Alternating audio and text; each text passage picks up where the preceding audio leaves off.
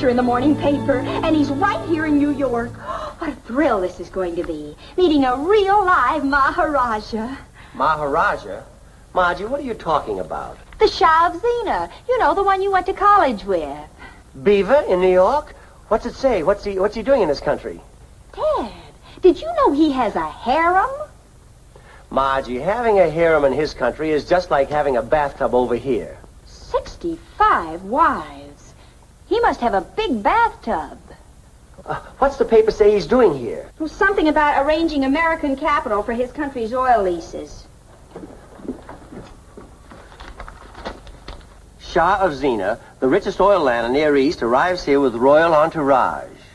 Here to dicker oil leases with U.S. money men. Royal party includes Shah's favorite dancing girls. Margie, do you realize what this means to me? With good old Beaver in my corner, I'll be able to land this whole deal.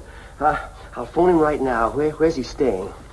Well, Dad, you haven't seen him in almost 30 years. What if he doesn't remember you? Remember me? Why, we're fraternity brothers. I initiated him. I paddled his royal caboose. Oh, here it is. No, I'll wait till I get to the office. I want old Honeywell to see how I handle a big international oil potentate. There is something attractive about this man. Oh, for heaven's sake, don't start getting any of your crazy ideas. Besides, he's as old as I am. Well, you're still cute, too, Dad. But a man with 65 wives, that fascinates me. And what do I do when I meet him? Salam or curtsy? Margie, you're not going to meet him. But, Dad, I'll never get another chance to meet a Shah. I'm sorry, baby, but this is my big break. I can't afford to take any chances. All I want to do is just meet him. Oh, let me put it this way. What would you rather do, meet the Shah or turn in your old car in that new sports model you've been wanting? Dad, you mean it? Just let me handle this business all by myself, and you get the new car and a new wardrobe besides. Oh, Dad. Though I still think he's fascinating. Bye, honey. Now to get to the office and make old Honeywell eat humble pie for a change.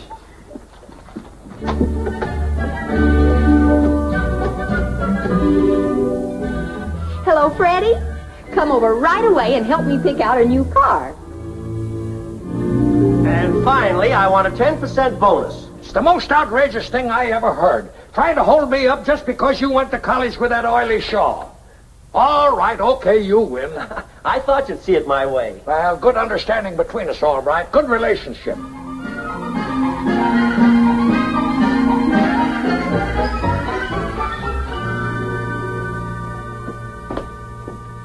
No more. Thank you, Samia.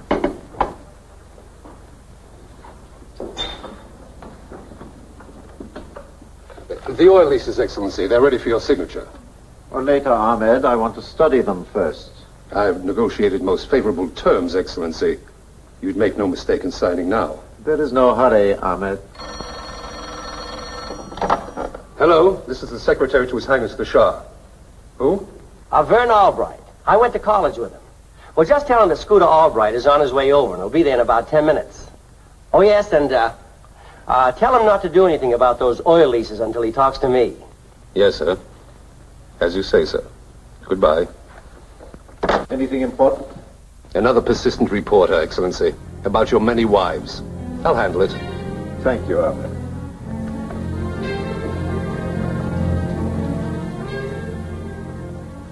Inform the guards to admit no one, especially Mr. Albright. And who is he? Let us say it might work against my interest were he to see the Shah before the leases I've prepared are signed. Give the guards my orders.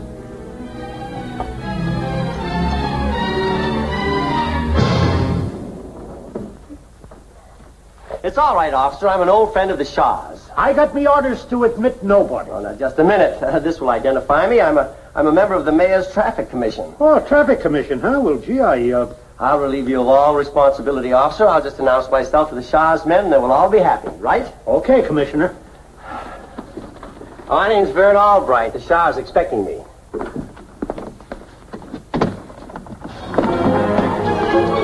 Hey, cut that out! Take your hands off of me!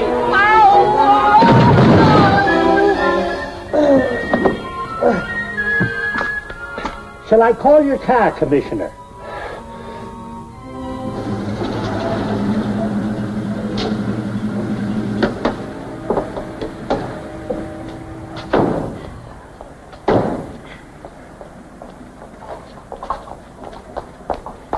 Oh, isn't it a honey? I can't wait to tell Dad I got just the one I wanted. Come on. All right, I've been sore at you a lot of times, but this time I'm ashamed of you. Millions of dollars kicking around loose in the Shah suite, and you're too big a coward to go back there and get it. You're the president of this firm. You go and get it. Don't be impudent. I'm not the Shah's fraternity brother. You are, and that's practically a blood brother. And I almost brought back the blood to prove it. Dad, I got my new car. It's beautiful. It's waiting outside now. Well, don't keep it waiting. Take it back. You heard me. Take it back. The whole deal is off. Your father can't even get in to see the Shah. They threw him out bodily. Unfortunately, he wasn't seriously hurt. Threw him out? You mean your old pal, the Shah, did you that way? Not the Shah. I never even saw him. His guards wouldn't let me pass the door. And now, look, Margie, take the car back and leave us alone. I've got real trouble.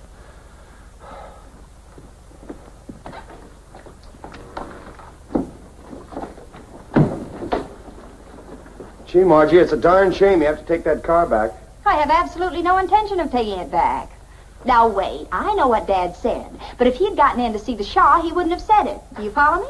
No. And from the gleam in your eye, I'm not going to. See ya. Don't wait, Freddie. All you have to do is help me get in to see the Shah. Then he'll see Dad, and you and I'll be back on wheels again. Come on. It's no use, Mr. Honeywell. Quiet, I'm handling this. Your problem is to get in touch with the Shah, isn't it? Well, just sit back. Hello, is this the Shah suite? I see, you're his secretary, eh? Well, inform the Shah that Senator Honeywell of the Oil Lands Committee wishes to speak with him. That's right, Senator. Just hold the line, the man said. All right, how does it feel to watch a big brain at work?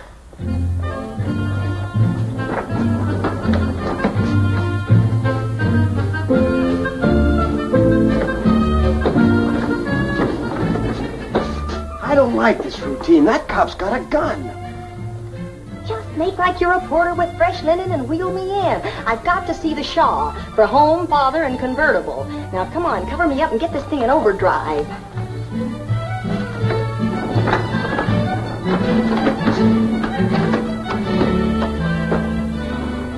Linen service for the Shah. Do you mind if I help myself to one of your towels? There's no use of dirtying me own linen just to clean me gun.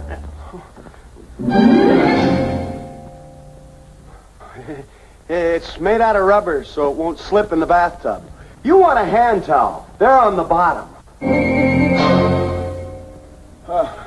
Boarding house reach. Now I'll take my hand out. Would you mind opening the door, please?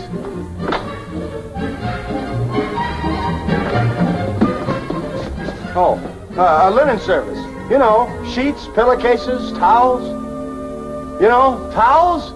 Wipe your hands. Look, I'll show you. Wow. One apiece. That's pretty good service, huh? Now I'll take my hands out.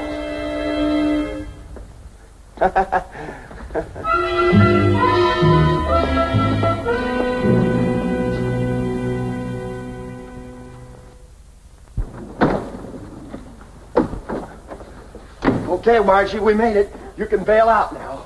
Nice work, Freddie. Now that you've established the beachhead, I can take it from here. You beat it. You mean I have to go back and face those overgrown goblins again? Hurry, girls, into your dancing costumes.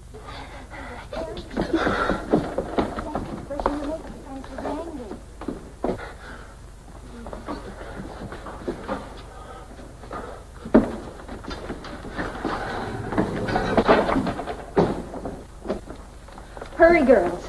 Into your dancing costumes. His Highness entertains a very distinguished guest today. Zaftig, freshen your makeup or His Highness will be angry.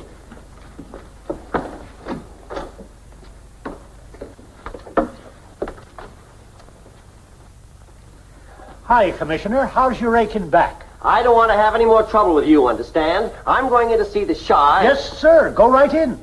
I got the orders from the big wheel himself. Allow me. Leave me alone, you big bully. As you were, me buckos. This is Mr. Albright.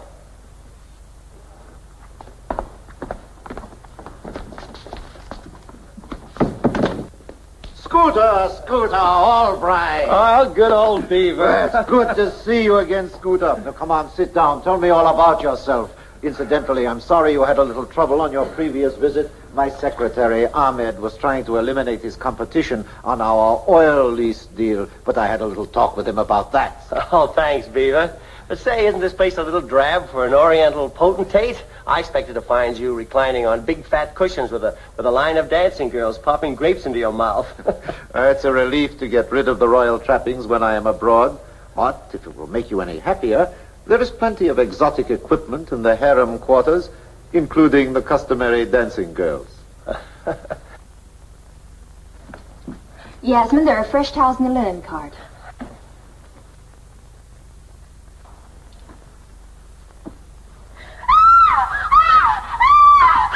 What's the matter? Look! Linen service. Samir, why do women scream so? The Shah will be very angry. Him!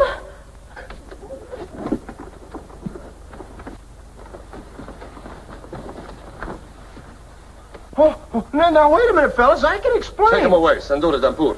Fellas, wait a minute. What you don't understand? I demand to see the United States ambassador. No, you can't do this to me. I'm a friend of the Shah's. I'm here on business for Mr. Albright. Did you say Albright? That's right, Vernon Albright. He's got a big deal on with the Shah. So, Mr. Albright hides a confederate in the harem of the Shah. I shall inform His Highness about such underhanded business methods. Perhaps he will look upon my own in a more favorable light.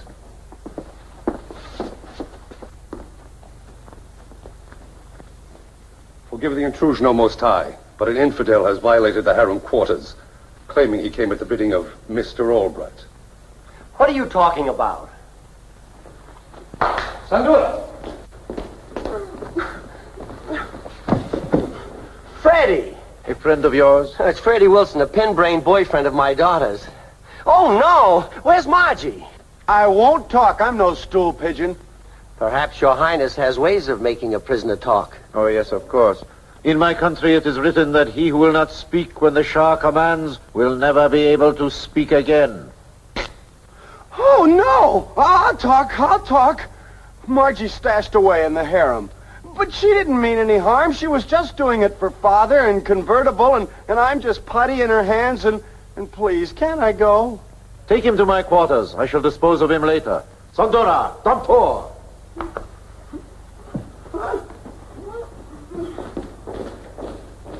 Well, now that I have scared him half out of his wits, what is this all about? Oh, Margie's up to one of her wild schemes again. I wish I could...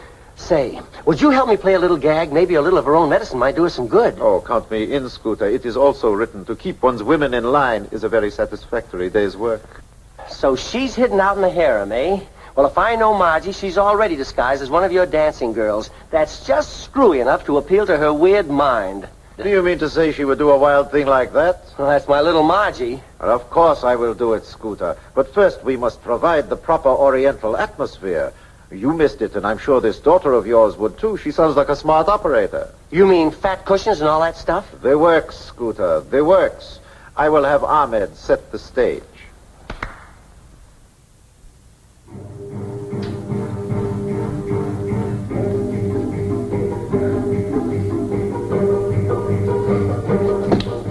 Come, the Shah awaits his dancing girls.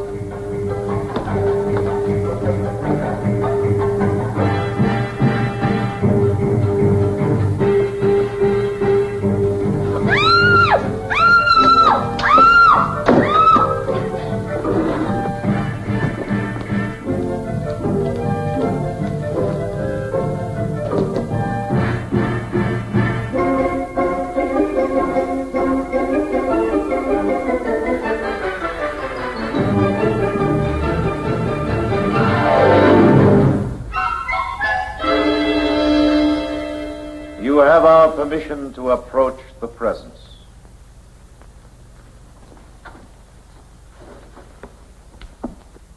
Ah, what lovely creatures. If my poor little daughter could only see me now. But if you like, I can have Ahmed phone her to join us. Oh, no, Your Highness, absolutely not. You see, I've forbidden her to meet you, and in my house, my word is respected. You may rise. Would you care to partake of some refreshment? Perhaps you would choose one of these unworthy females to be your handmaiden. Oh, any one of them will do. How about that scrawny one in the end? What's her name? I have so many in my harem, I do not know them by name, but by number. Come, my child. And what is your name? I am named after Your Highness. I am called Shah. Shah. Well, that's a very pretty name. Go, child, and serve your new master.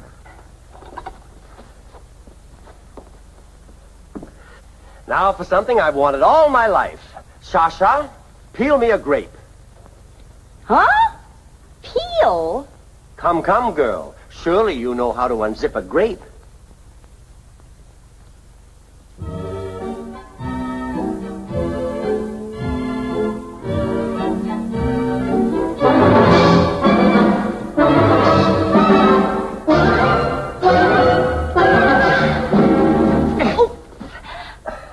Clumsy one, you have insulted my guest. You shall be beaten for this. I shall lash you until you beg for mercy. Please, Your Highness, not while I'm eating. Very well, if you insist. But I shall see to it that this worthless one receives at least 30 lashes before she sleeps tonight. And now, if you don't mind, I think I'll change my clothes. I really must be getting back to the office. Oh, of course. And you will bring the oil contracts tomorrow, and I will sign them. And give my best wishes to your sweet, obedient daughter. I will, Beaver. Goodbye now. Line up with the others, Shah, quickly. No, you will not do. You will not do. You will do. And you, Shah, you most certainly will do. Today is the day of the golden elephant. In Zena, today is a time for rejoicing. For when the day of the golden elephant arrives, it means I must select my 66th wife. Wife? Wife.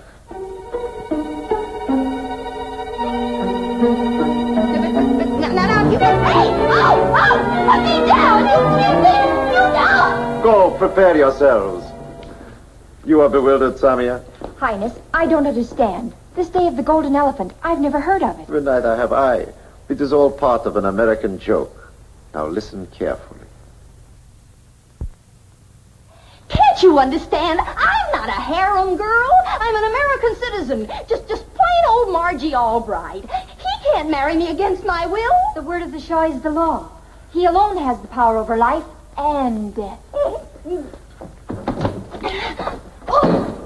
You get out of my way, you king-size gorilla, or I'll call the police. I warn you, when my father hears about this, he'll call the State Department. Your government has no authority here. Wherever the Shah resides, that is the part of Zena.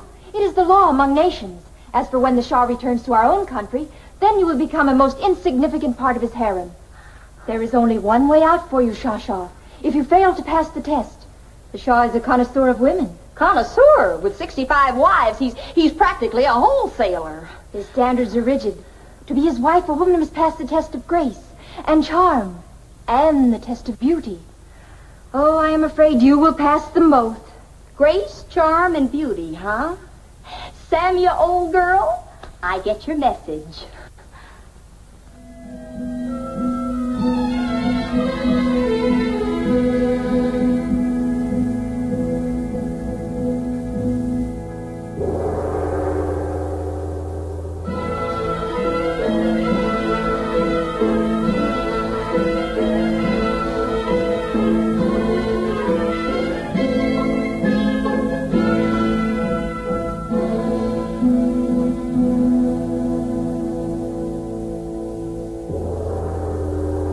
Beautiful, my child.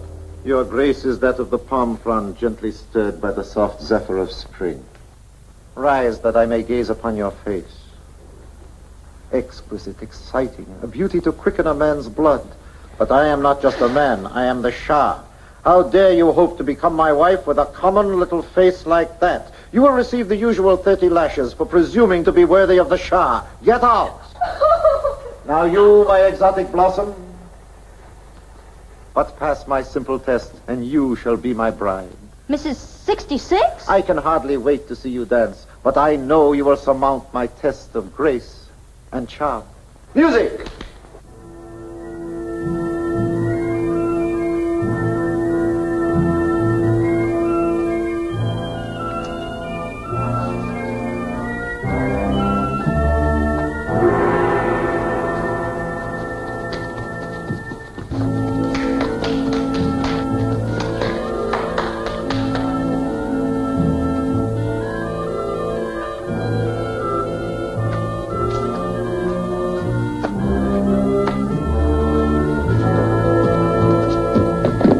Exquisite, beautiful. Never have I seen such grace. Never have I seen a woman who dances like you. You liked it? Liked it? My darling Shah, it is the crowning moment of my life. You shall dance for me every night, and my other 65 wives will learn from you. But the test of beauty. I must pass the test of beauty to be worthy of the Shah. Yes. Let me see your adorable face.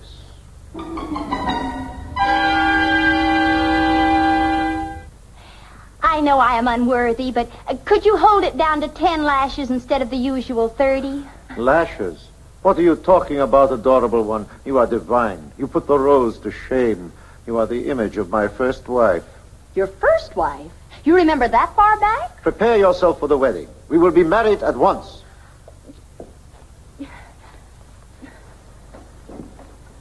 His first wife must have been a real Halloween broom jockey.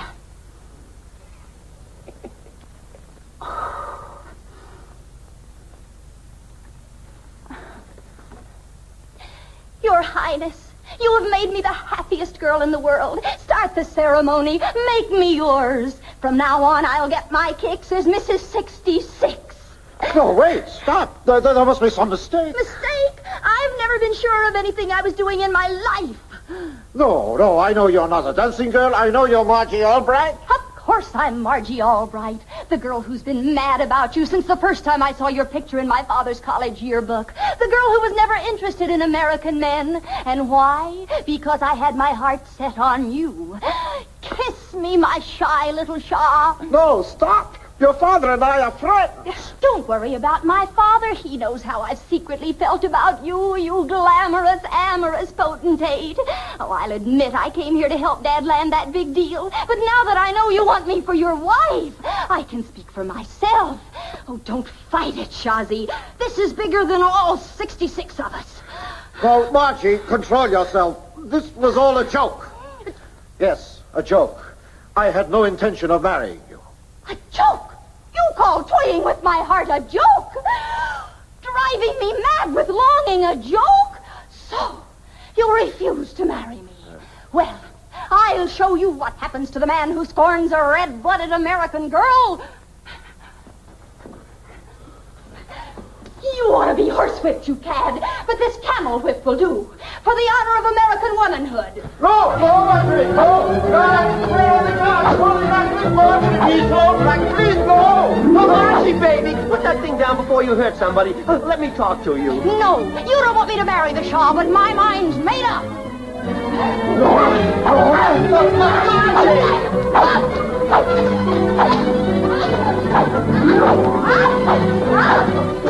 Please, you wouldn't beat the poor old defenseless Shah, would you? Margie, it was all my fault, but you wouldn't strike your poor old dad. Gentlemen, I give you an old Xena proverb. It is written that the man who tries to put a joke on Margie Albright had better make sure he's got the snapper.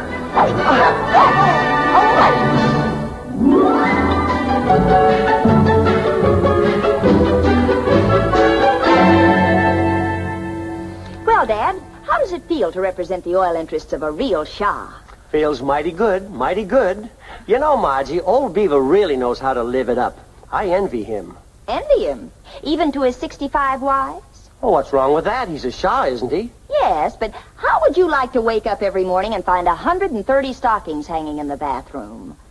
Well, that's my little Margie.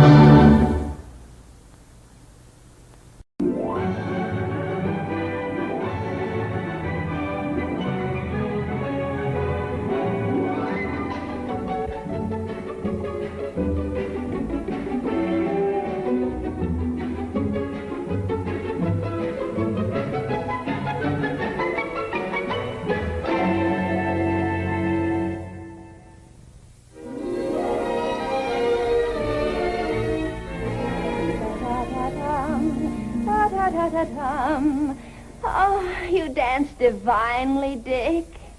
Hold me closer.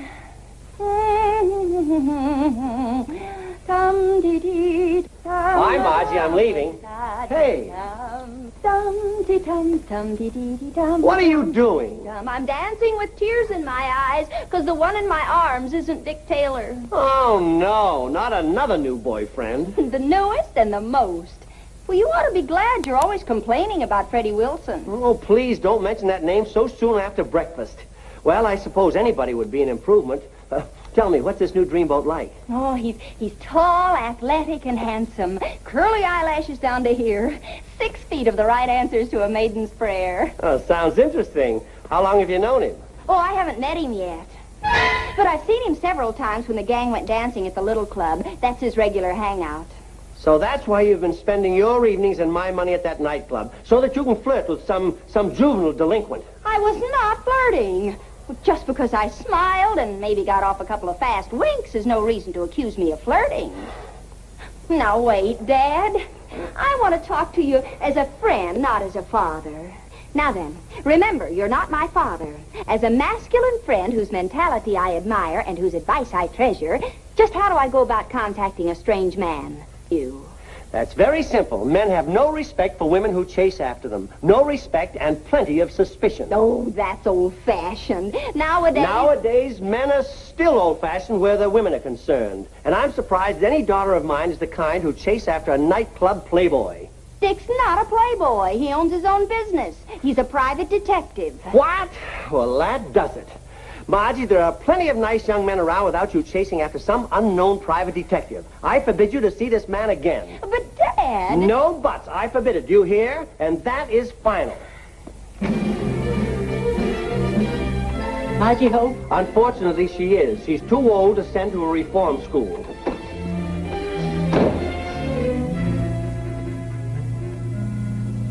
Hi, Margie. What you up to?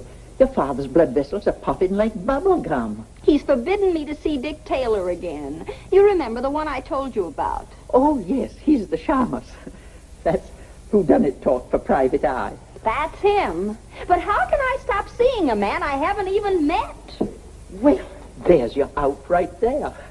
Technically, you've got to meet Dick Taylor before you can break off his acquaintance, so you'll only be doing your father a favor by meeting him. Yes, but how? I can't shadow him until he runs across a mutual friend to introduce us. Dick's the private eye, not me. Margie, this is easy as shooting fish in a barrel. He's a private detective, so why not hire him? Hire him? Sure. I'll disguise myself as an international jewel thief. You tell him I broke in here and cleaned out the joint. Whoa, take it easy. He'd never go for a wild one like that. But the idea's good. I'll hire him, all right, but this is a one-woman job. I want to be in on this caper. I thought it up, didn't I? You did, and bless you, Mrs. Odette. Just you be satisfied playing Cupid instead of an international jewel thief. This Rogers deal is one you hadn't better mess up, all right.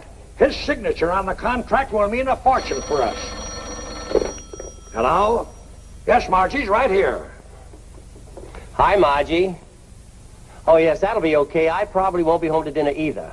I got a big deal on. Got to rush now. Bye. Now, all you've got to do is meet the 10 o'clock train from Chicago tonight and get Roger's signature before he goes on to Connecticut. Now, for heaven's sakes, be on time. Don't worry, Mr. Honeywell. I'll pick up the papers at my apartment tonight and go right to the station. Well, just to make sure, I'm going to pick you up in my car and drive you to the station. And not a word to Margie, you understand? I don't want her mixed up in this.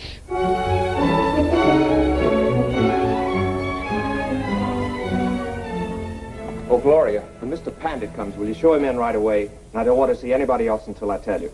He's sure a handsome man in that turban and beard and all, and so dignified. Well, you'd be dignified, too, if you were the representative of the Maharaja of Ranpur. Gee, think of that. A real Maharaja for a client. You're a success, you know that? I've got to find the Maharaja's stolen emerald first. Then I can put in for my gold-plated badge. What's so important about one emerald? I'll bet he has jewels he hasn't even used yet. Not like the Star of Khyber. That's something special. He wears it on state occasions as a symbol of authority. It's going to be a big political storm in his country if his people find out the Star of Khyber is missing. That's why someone stole it and brought it to America to dispose of it. That's why I've got to get it back. That emerald is really hot. You'll find it if anybody can. Thanks, Gloria. But I'm afraid that's not why he had Conde Pandit contact me. I met the Maharaja during the war when I was with the OSS.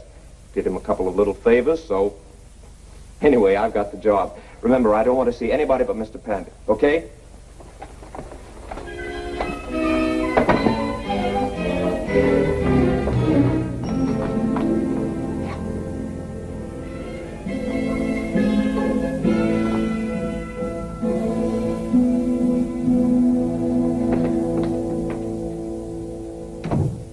Do you suppose that girl has anything to do with it? Until we find the Star of Khyber, everyone is a suspect. It must never be returned to our sworn enemy, the Maharaja.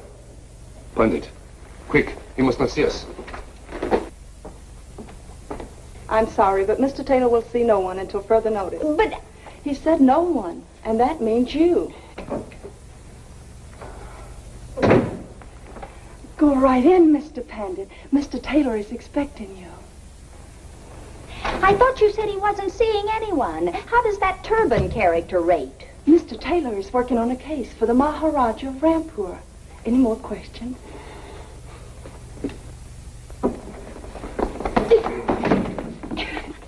Give my regards to the Maharaja. She knows something. She must be the go-between. Come.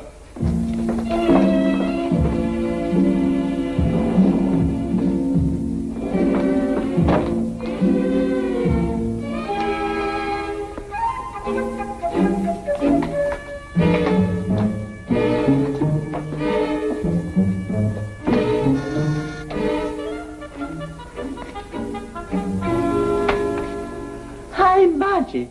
How'd it go? Did you make the contact? Our private eye is still very private. Well, come on in and tell me what you hear from the mob. You heard? The girl has a gang working with her. Quick, we will search the apartment.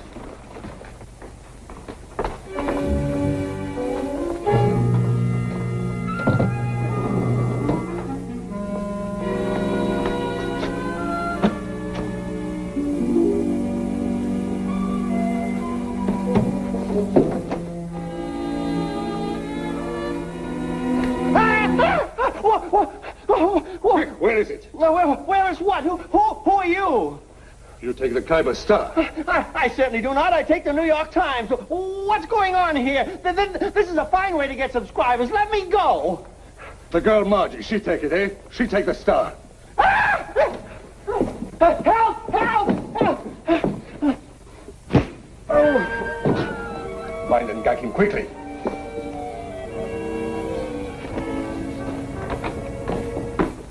Now, Margie, surely you're not going to give up after just one try. That's not like you. I'm not giving anything up. I didn't even get started yet. That's funny. I thought sure I left that open. Maybe your father's home.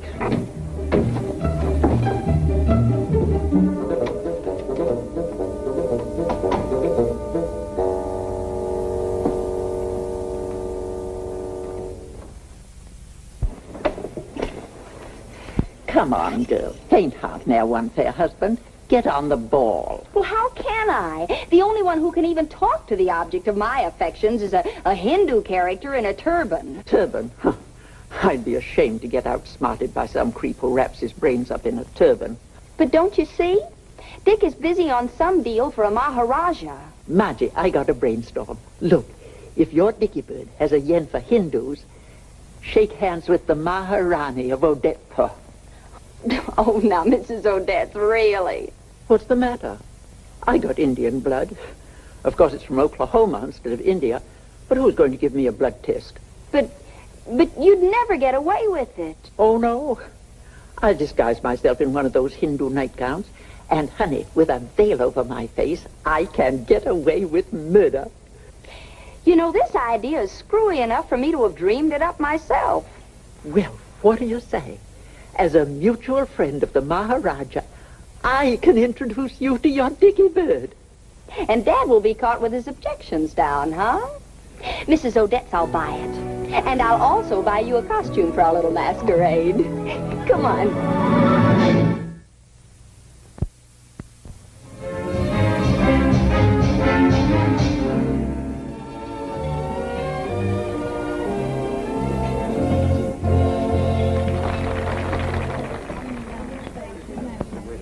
I must say this is a most unusual base of operations for a private investigator, Mr. Taylor. This is where I do my best thinking. Nothing stimulates me like pure nightclub air. Seriously, I brought you. Let us hope the enemy agents do not find you before you find the Star of Khyber. They are desperate men and will go to any lengths to keep it from the Maharaja. The detective is clever. He's brought Pandit to a public place to make contact with the bearer of the Star of Khyber. Look. Is he here? Right over there, and with a turban escort. The Maharani would prefer that table.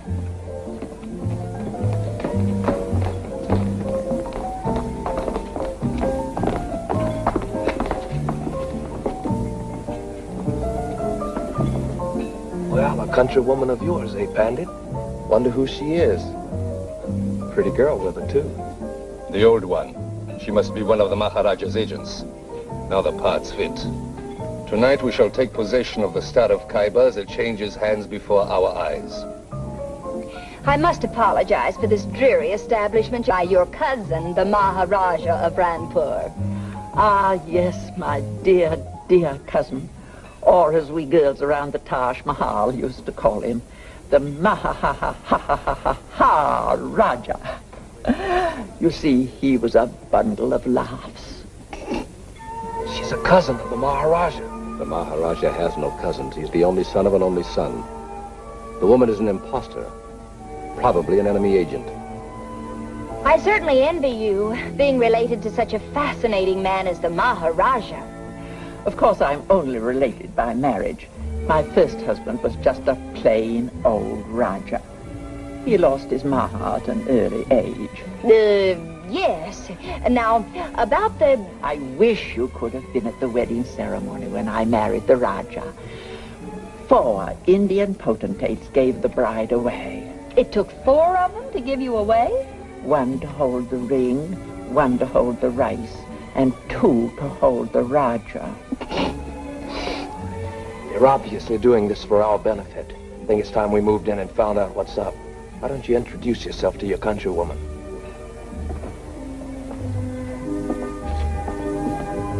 Permit me to introduce myself, Your Highness. I am Khanda Pandit, humble subject of the Maharaja of Ranpur. Any pandit of the Maharaja is a pandit of mine, to be sure. Won't you sit down? Won't your friend join us? How do you do? My name is Margie Albright, and this is a cousin of the Maharaja's. Won't you sit down? My name is Richard Taylor. I'm a private investigator. Your cousin is a client of mine. How too delightful. A private eyeball. Watch very closely. They may even transfer the jewel here. This is exciting, Mr. Taylor. You don't know how anxious I've been to meet you. That is, to meet a real live private detective. And I'll bet you're a live one. Oh, I'm just an ordinary guy when you get to know me. That's an excellent idea. Maharani. Yoo-hoo, Miss India. Don't you think it's past your bedtime? Oh, dear me, no. Besides, I can't get used to these strange American beds of yours. We Hindus can't sleep without our bed of spikes, can we? Well, I'll fix you up with some nice broken glass when I get home, dear. Now, don't you worry about me. You run along. But I don't want to go now. I want to be in on the payoff, like you promised. I said it's time for Betty Bye. I'll take it from here. You can wait up for me if you like. The apartment door's open. Oh, very well, if you're going to be selfish about it. Call me sometime, Mr. Pandit, and we'll split a chicken curry. Good night, gentlemen. Follow her. I'm going to stay with the girl. I haven't figured her out yet. You wait here. I will follow the old one. She may be going to get the emerald now. Where's Mr. Pandit going? Not that I'm complaining. I thought I might as well get rid of my chaperone as long as you'd sent yours home. I thought we ought to be alone while you tell me why you wanted to meet me. Or that is, meet a private detective. Let's dance while we talk, shall we? The story I've got to tell you needs a romantic musical background.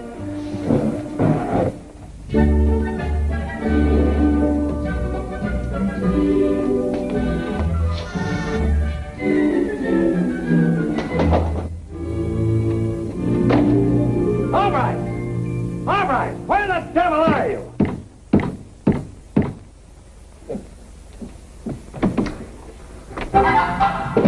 Hey, what's the meaning of this? Don't you realize you've got a business appointment?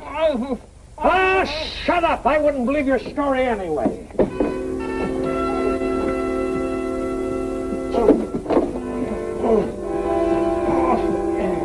I suppose this is one of Margie's cute ideas. You ought to be ashamed of yourself to let a little thing like Margie tie you up and throw you in a closet. What are you, a man or a worm? Oh, it wasn't Margie. It was the Hindu. Well, that's different, yeah. A what?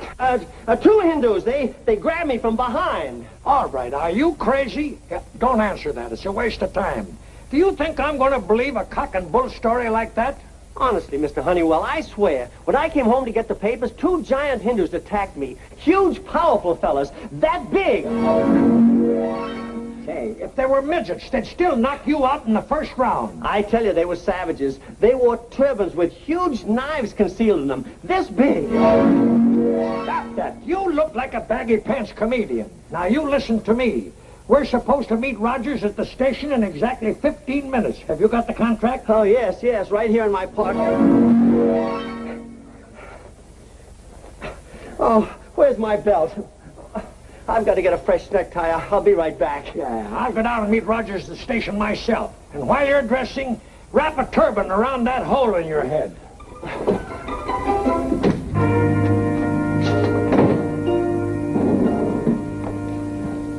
Hi, how's Trick Sahib? Yeah.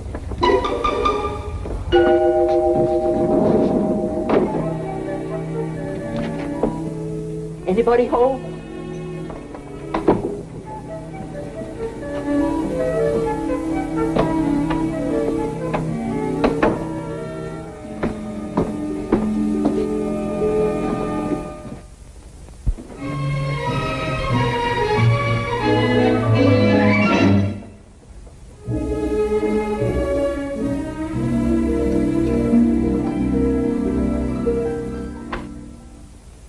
All right, stay where you are. Who are you? Speak up. Who are you? That's a very good question. Guess who? Look out behind you. That's the guy who slugged me.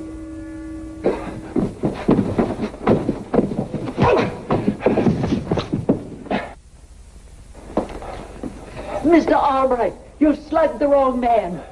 Don't tell me who made that cowardly attack on me. What are you doing in that outfit? Where's Margie? I'll bet she's in on this deal, whatever it is, isn't she? I tell you, you belted the wrong man. He's a friend of Margie's private detective. So, you admit that Margie's the reason for all this. I thought so. I'm going to stash this joker in the den and tie him up, and then I'm going to come back and settle with you.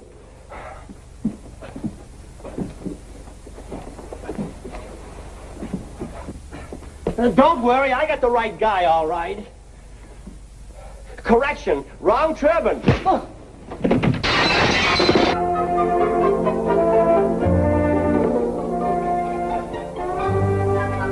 Make one move and your life is over.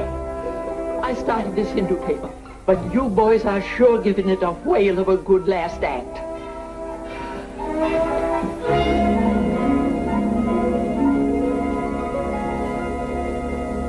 Now, come on, what's the real lowdown? Oh, it's the truth, really, Dick. All right, Mrs. Odette's is waiting for me in my apartment. Take me home and she'll corroborate everything I've told you. Where is your apartment?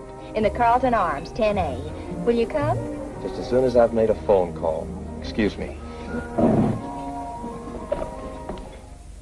Yeah, Lieutenant. It looks like the whole thing's going to blow tonight.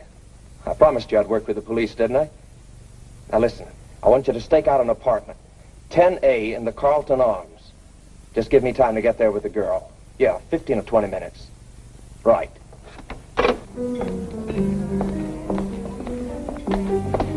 I did not have time to search. A strange man joined the old lady, then Pandit came. We must get the girl while the detective is gone. Come.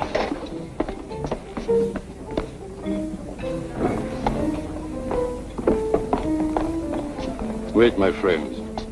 We know where they are going. Do we not? By the way, Margie, if there should happen to be a man with your Mrs. Odette's, it'll be Mr. Pandit, not your father. I had him follow her. Fine thing. You certainly don't trust any woman, do you? Well, that's good. It'll weed out my competition. Hi, Dad. You home? Somebody's in there. Looking for kicks. This is the place.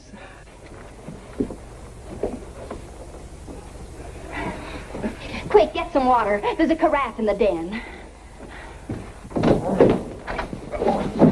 Mr. Bandit!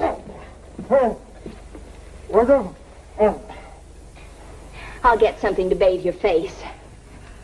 The old woman met an accomplice here. Before I could defend myself, he attacked me. Who was it? An Indian? One of the Maharaja's enemy agents? Then it must have been Margie's father. What a sucker I've been, going along with that wild pitch of hers. I'll get you some water. There's a carafe in here someplace. You'll feel better in a minute, Mrs. Odette. This'll perk you up.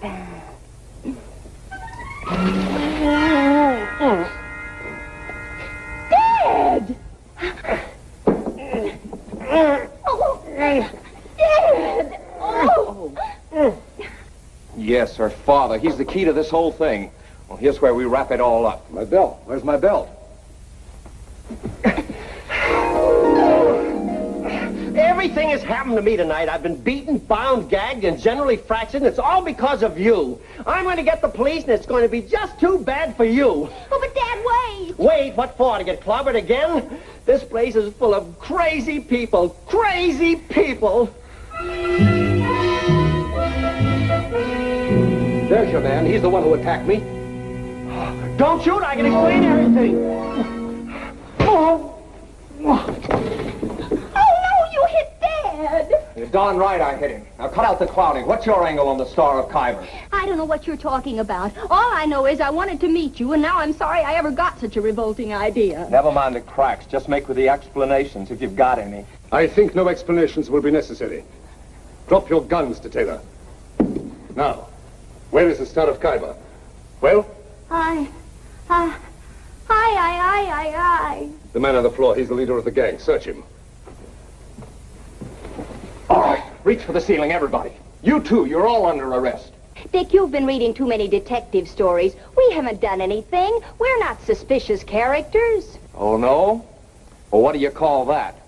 Put down that rubber hose, boys. I'll confess. I was a Hindu for the FBI. Boiled as a mackerel. Oh, please, you can't arrest me. I'm a respectable businessman. I'll be ruined.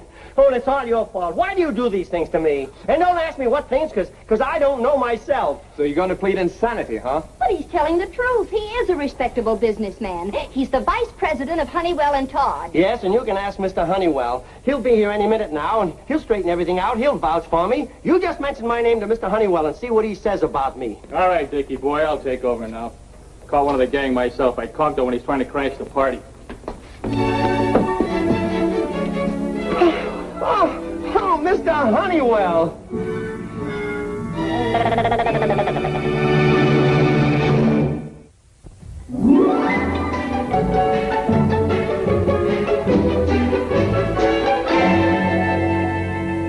Look, Dad, I just got a letter from Dick in India. He's delivered the Star of Khyber to the Maharaja, and everything's hunky. Good. He finally located it, eh? Now I suppose he'll hurry back to you and my troubles will start all over again. No, he's going to stay in India for a while and hunt tigers. He says it's a lot safer than running around with... I can't make out this word. Well, that's my little Margie.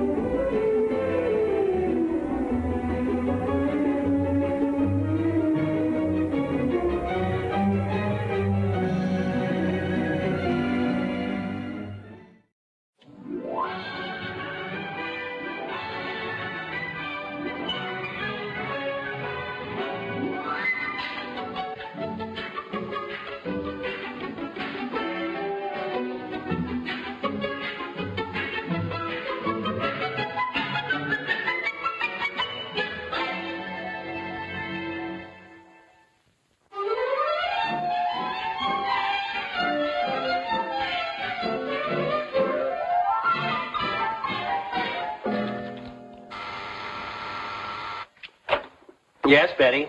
Margie is here to see you, Mr. Albright, with a financial problem. What? Another one? Well, I guess that's what fathers are for. Send her in.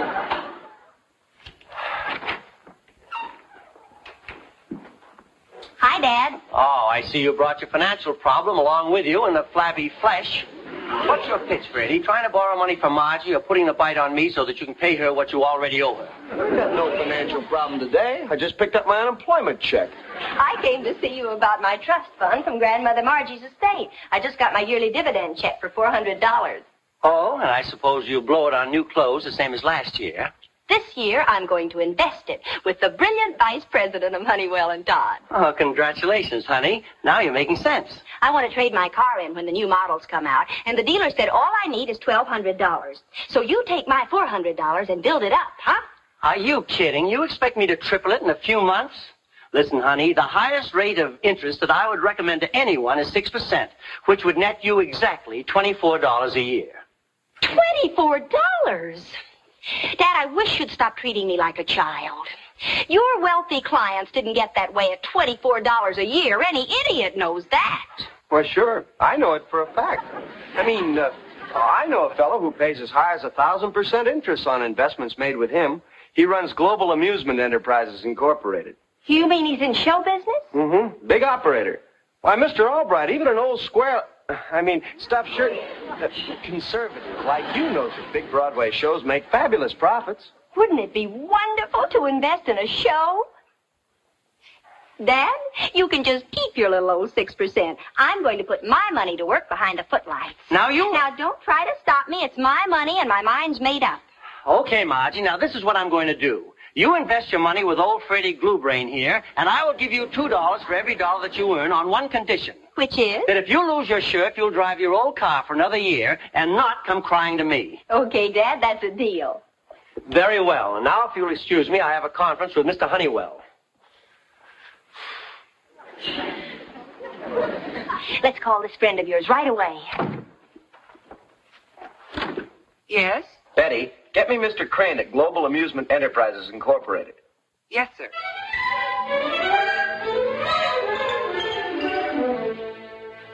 $400? Whose piggy bank you bust into? What I mean is, I do have a situation you could buy into for just that kind of money. Looks like I got a live one, folks. Quiet, Ike and Mike. One of the entertainment highlights of the century. The Marvelous Mandinis, a little family of 5 who are an entire production in themselves. Now, look, why don't you come over here? We'll talk business right away. Good, fine, I'll be waiting. Well, folks, looks like we're off the hook.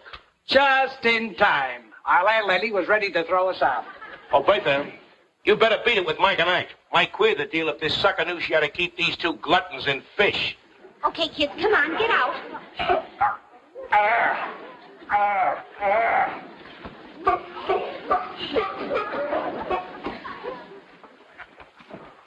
Gee, this office building is kind of run down, isn't it? Well, for $400, you're not dealing with Rogers and Hammerstein, you know. Well, anyway, this is show business, and I love it.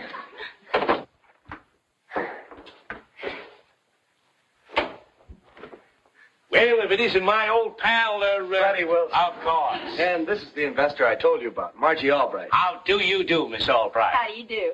Meet the Marvelous Mandini. Ta-da!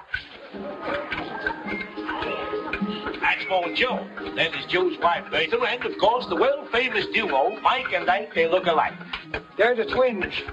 Oh, how wonderful. How old are they? Just 5. Only 5 and working in a circus? Well, you see, miss, the Mandini started them juggling right from the cradle. Oh, sit down, miss.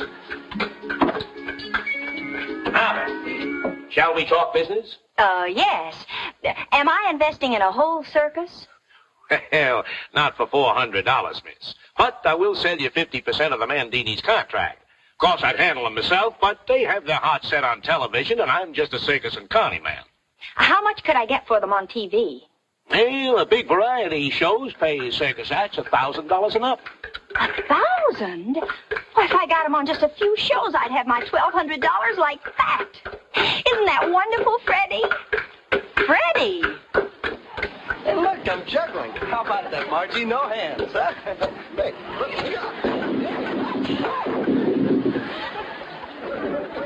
Well, here's the contract, miss. Now, you just sign it, and you're on your way to fame and fortune. Yeah, and I'll be in show business, too. Now, here's my check. Thank you. Well, boys, you better go tell the rest of the family while your new manager and I discuss the details. Sure. Well, goodbye, boss lady. Goodbye. well, Margie, I told you I'd find you a real investment. Now then, just what details did you want to discuss, old man? Just one. Where do you intend to house the Mandini family? House them? Why, yes. According to the contract, you're supposed to provide them with living quarters. It's in the fine print. There you are. See what it says? I can't even see the fine print. Well, allow me. Well, why can't they stay where they've been staying? Well, they happen to be in a very expensive hotel at the moment, and I just think it would be cheaper for Miss Albright if she moved them into an apartment where they could do their own cooking. You see, some of them are on a very restricted diet. Well, okay, I'll make the arrangements and call you back. Come on, Freddie.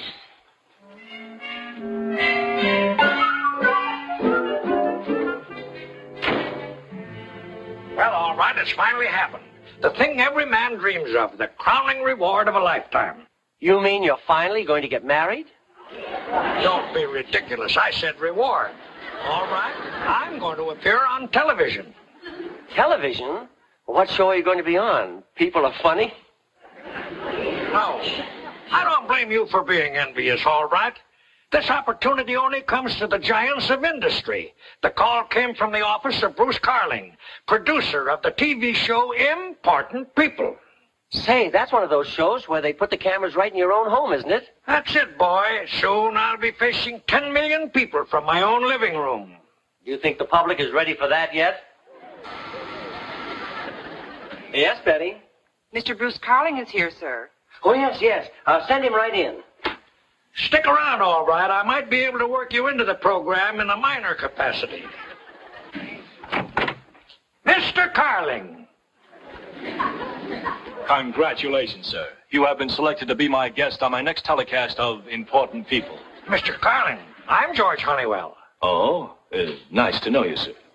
Will Tuesday night be convenient, Mr. Albright? But, Mr. Carling, the call came to me. It did? Well, I guess my secretary slipped up somewhere. You see, I'm doing a series on New York's civic leaders. And what with Mr. Albright being chairman of the Traffic Commission and next week designated as Safe Driving Week, we thought he'd be a natural. Oh, I see. Stick around, Mr. Honeywell. I might be able to work you into the program in some minor capacity. What'll be good for the whole firm, I'm sure. I have a tie-up with TV Guide. They're going to cover the show for good featured stories, so the name of Honeywell and Todd will be on practically every newsstand in the country. Well, that's fine. I might even drop in during the telecast and say a few words. You know, as Albright's oldest and dearest friend. Excuse me, Mr. Carling. Yes, Betty? Your daughter is here to see you again. Well, have her wait a few moments. Well, Mr. Carling, I'll be happy and honored to be on your show. Well, thank you, Mr. Albright. Until Tuesday, then, goodbye and good luck.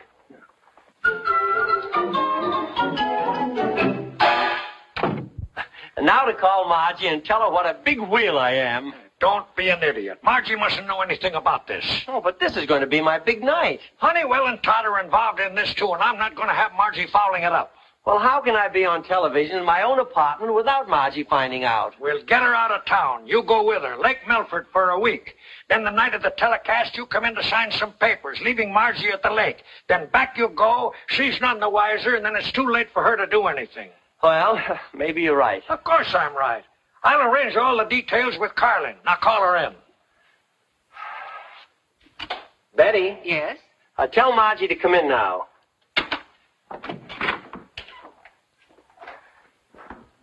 Hello, Mr. Honeywell. Do you mind if I have a word with Dad privately? It's about money, and I know you hate to see a strong man cry. I think you'll find your father in a most receptive mood, Margie. I just gave him 1 week's vacation at Lake Milford, all expenses paid, and that includes you. That's right, Margie. We leave tonight. But, Dad, I can't leave town right now. Nonsense. There's nothing to keep you here. Just close the apartment and away you go. Yeah. A rent-free apartment for a whole week. Well, that's a wonderful idea. I'll go right home and pack bags for both of us and bring them here to the office so we can leave before you change your mind. And as for you, you're an old darling.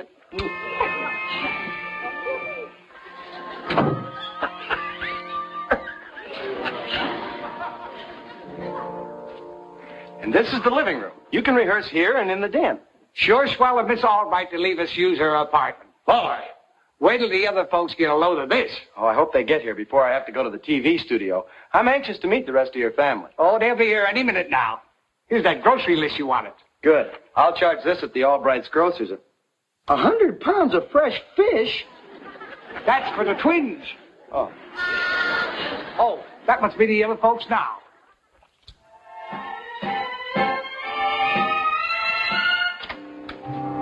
Hi, Mo. Welcome to your new home. Oh, how do you do, sir? You must be Joe's father. That's not my father. That's my wife.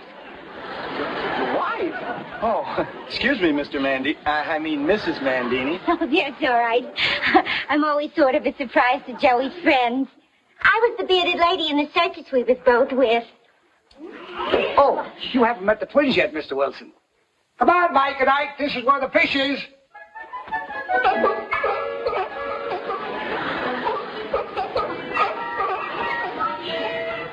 Those are the twins? The best jugglers in the business. Well, I guess Mrs. Mandini can sleep in Margie's bedroom, and you and Mo can sleep in Mr. Albright's bedroom, and the twins can sleep in the bathtub with the fish. I'd sure like to be here when Mr. Albright gets back and gets a whiff of that shower curtain.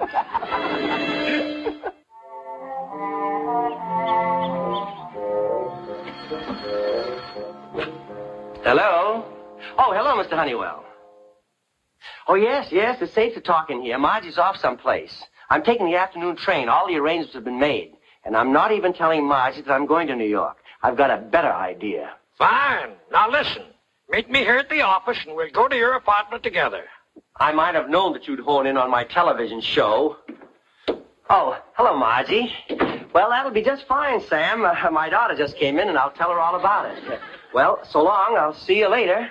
Sam? Who's Sam? Sam? Oh, he's a fellow that I met here at the hotel. He's invited me to go on an overnight fishing trip. You won't mind, will you? I'll be back the first thing in the morning. Of course I don't mind. I know. I'll run into New York and see if everything's all right at the apartment. Oh, you can't go to New York. Well, I forgot to stop the milk. I left the milkman a note myself. Oh, you did? Well, I'm sure I forgot something. I know. I left the gas on in the kitchen stove. Oh, I turned it off. Oh. Well, how about... Oh, I turned the lights off, too.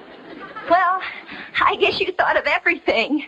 And besides, if Mr. Honeywell ever caught you in New York, your poor old dad would be in real trouble. I mean, this trip was his idea. Okay, forget it. Have a good time fishing. Oh, that's my little girl. I'm going to see Pete and make the arrangements now. Pete? I thought you said Sam. Oh, yes, that's right. Sam is going, too. The three of us are going.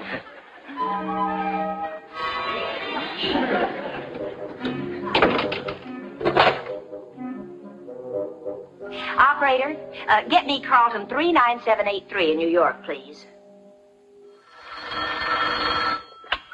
Hello, who's this? Hello, Miss Albright. This is Mrs. Mandini, Joe's wife. Oh, I'm looking forward to meeting you, too. Yeah, everything's okie-dokie here. Freddie's down to the network arranging a big television show for us. He's been working on it ever since you left town. Ah, that's wonderful. Just as a precaution, if anyone comes to the door there, you'd better tell them you're the new maid. Well, gee, I don't think that'll work. I don't look very much like a maid. Oh, don't be silly. Any woman could be a maid. Well, okay, if you say so. What did I tell him about the twins? You know, Mike and Ike. Well, that's easy. Just say they're my cousins from out of town. Cousins? Oh, there's someone at the front door. I'll talk to you later. Goodbye.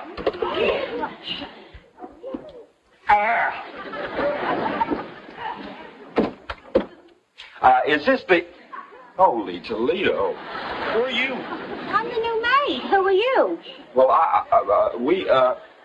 we're from the network. We came here to set up the cameras for tonight's telecast. You mean we're going to be on television? Yeah. Boy, that Freddie sure works fast. Oh, come in. I want to tell the others about our big break. Come on, Mike and Ike. Let's go see Daddy.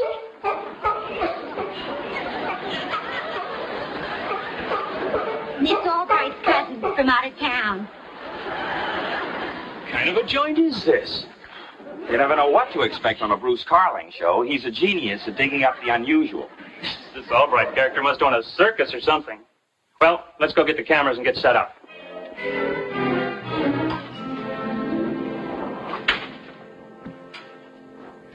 Well, getting ready for the big telecast, eh? I'm Mr. Honeywell. I'm Mr. Albright's colleague. Probably be on the show with him, you know, to juice it up with a few laughs, eh? Yeah, there'll be plenty laughs on this show, mister. Go in and look around. We got the other cameras set up inside.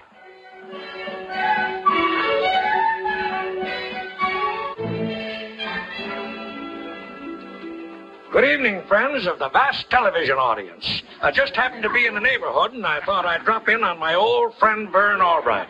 My name is George Honeywell, of Honeywell and Todd. Oh, thank you. Thank you. I really didn't expect to find a seal.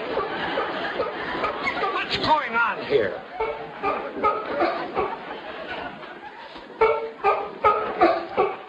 Who the blazes are you? Look, I told the other guys on the camera crew, I'm the new maid, and Mike is little Margie's cousin from out of town. Now leave us alone. We're rehearsing for the television show tonight. Oh, I see. Well, as long... Margie! Oh, more of you, eh? Clear out! You hear? Get lost, Buster. They have to rehearse for the TV show. Hit the bricks, Rube. Well, you're not going on in this show. Now clear out. Get out.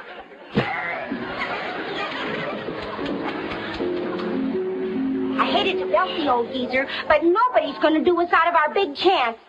Tie him up and stash him in that closet until the show is over.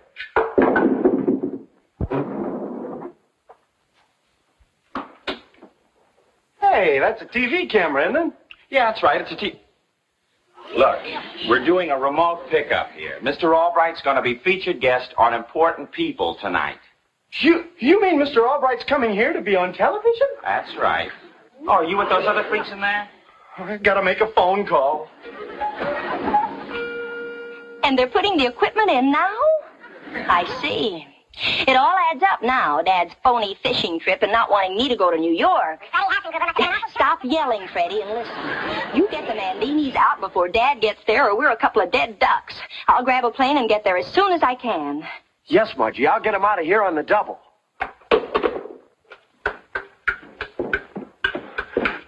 Well, if it ain't a hotshot Asian. You said you'd put us on television, and you didn't waste no time. Look, fellas, there's been a mistake. You gotta get out of here fast. What? Another wise guy, eh? Bertha, another wise guy. I'll explain later, but you gotta get out of here before Mr. Albright gets back.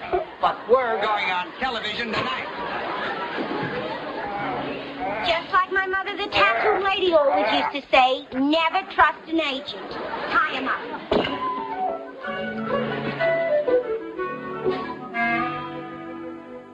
I can't understand it. Mr. Honeywell said he'd meet me here. He hasn't been back since he went to check on things at your apartment. Well, he's probably there right now, smack dab in front of the nearest camera, the big ham.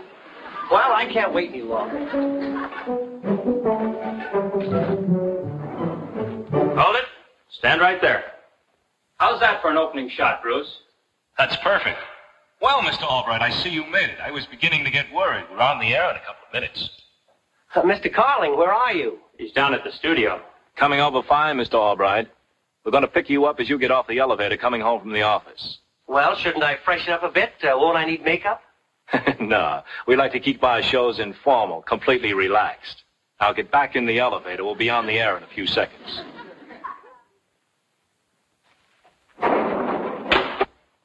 Stand by, Bruce. On the air. Good evening. Tonight we visit a distinguished New Yorker, Mr. Vernon Albright. He's a man of many interests. Chairman of the Traffic Commission, Executive Vice President of the investment firm of Honeywell and Todd, civic leader, good citizen, good father, good American. Now, I think it's just about time to catch Mr. Albright as he comes home to his quiet, dignified apartment after a long, hard day at the office, where he combines business and civic activities.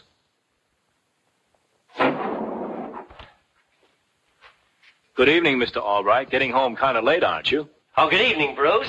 Yes, I had a long, hard day at the office. If you don't mind, we'd like to come in and see your apartment and meet your charming daughter, Margie. Oh, I'm happy to say, I'm sorry, but Margie's not here tonight. She's out of town. Well, shall we go in?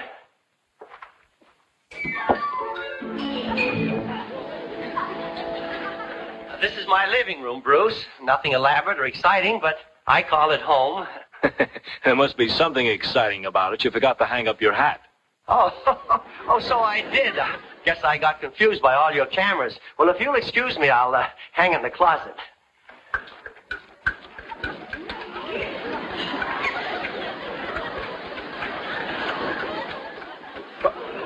Who's that? This is Joe and Mo, the hit of the show. The Mandinis are on the air. Oh, Margie! Hi, Dad. What's new? Oh, good evening, Miss Albright. Perhaps you'd like to tell the television audience who your father's friends are? Friends, yes. Like every red-blooded American boy, my father was always crazy about circuses. So what did he do? He did what every red-blooded American boy would do. He ran away and joined the circus, where he met the red-blooded American Mandinis, and they formed a close friendship. So now every time they're in New York, they come to visit with him and renew their red-blooded American friendship. Very interesting, I'm sure, but perhaps you'd like to show us the rest of your apartment. Oh, I certainly. Dad, show Mr. Carling your trophies in the den. Perhaps you better hang up your hat first, Mr. Albright. Oh, yes, my hat.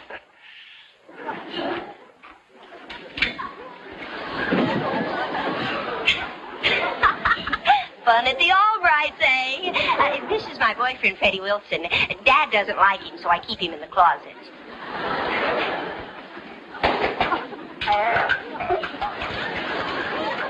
Who are they? Mike and Ike. They're my cousins from out of town. Did you say cousins? Well, that's just a little joke, Mr. Carling. They're not really my cousins. Dad just calls them that because they're his favorite pets. Pets?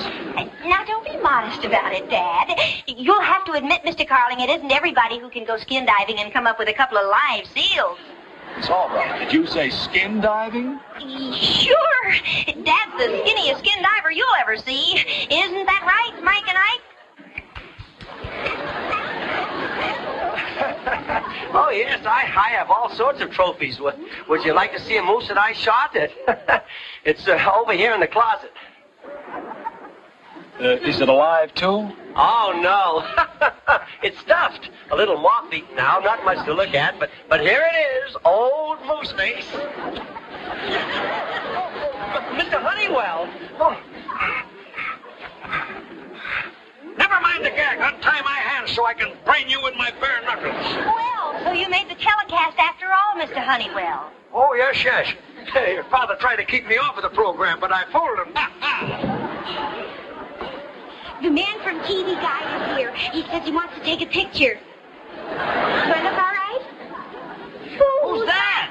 You know perfectly well who that is. That's your new maid.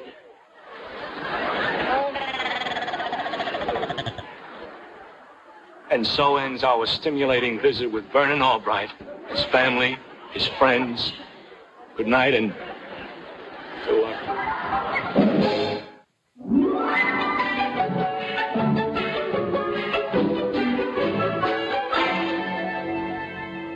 Margie, for once, I don't know what to say. I just don't know what to say. Well, you don't have to say anything, Dad. You know the old Chinese proverb, one picture is worth 1,000 words? And here's the picture that proves it. Why, I made the cover of TV Guide after all. That's right. And there's a story inside featuring Mr. Honeywell, so he's more than satisfied. And the network wants you and me to do a television show together. You and me? What do you think we ought to call it? At Home with the Crazy Mixed Up Albrights? Well, the idea is right, but the title is wrong. Just call it, That's My Little Margie.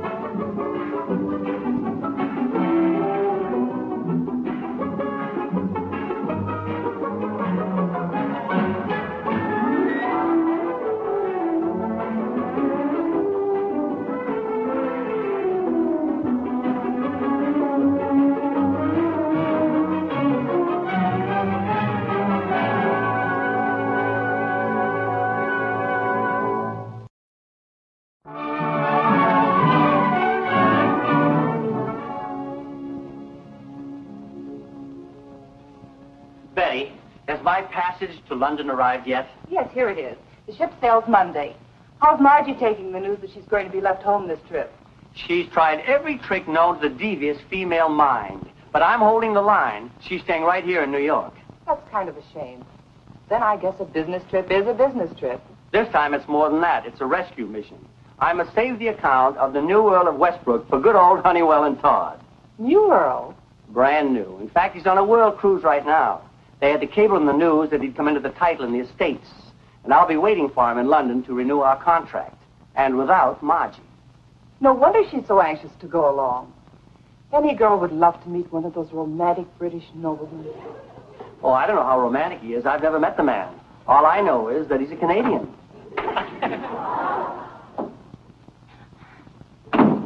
Dad, it's happened. It's happened at last. What's happened? The most wonderful thing in a girl's life. I'm in love. At long last, I found the right man for me. We'll wait until you get back from London for the wedding. That's the only fair thing to do. Oh, Dad, he's got the most fascinating twinkle in his eyes. Twinkle? Now, see here, Margie. Can't I leave you alone for a minute without you losing your head over some young idiot? Oh, I get it. Congratulations. I almost fell for it. Fell for what? This final pitch to make the trip with me. I'm supposed to play the frantic father taking his lovesick daughter to London so that she can forget the wretch who stole her innocent heart. Oh, brother, was that corny. I'll ignore that crack because I don't want to go to London now. Do you think for a moment I'd leave New York after what's happened? Nothing's happened, baby. This morning at breakfast you were fancy-free. And just 4 hours and 27 minutes later, you come up with this grand amour. This is a track record even for you. Well, a woman's heart doesn't work with a clock. It was love at first sight. Oh, Margie, cut it out. I've got enough to do without wasting time on your wild yarns. But feel free to drop in any time you get another bright idea. I'll be seeing you.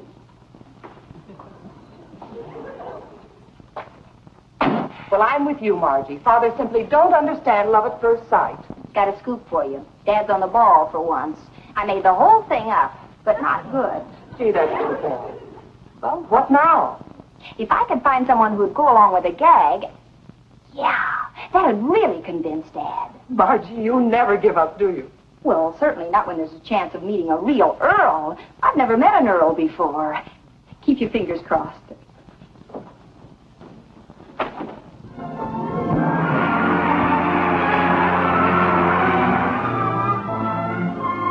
Radiogram for the Earl of Westbrook. Radiogram for the Earl of Westbrook. Well, here's to it. Oh, I'm sorry, Mr. Stanley. This is for the Earl of Westbrook, whoever he is. Well, that's me, Joseph. You, Mr. Stanley? It's all new to me, too. As a matter of fact, I came into the title while we're going through the Panama Canal. Well, love a duck, so you're a blinking Earl. No offense, your lordship. Let's keep it plain, Mr. Stanley. Huh? No sense creating a lot of excitement on board, okay? What you are, sir? How long before we sail? Not till midnight, sir. You going ashore for a fling at the bright lights? No, worse luck, simply business. It's to meet this man Albright in London. Now it seems the family solicitor wants me to contact him while we're docked in New York. Might as well get it over with. Well, if you get a free moment, sir, give my regards to Broadway. All right.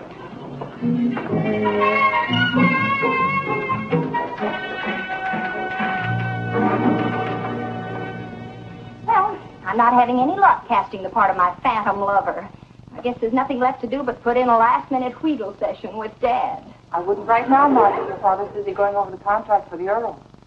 Some of my friends must know a handsome type man with a fascinating twinkle who'd help a gal out. I'm going to give it one more try. London or bust? Good hunting.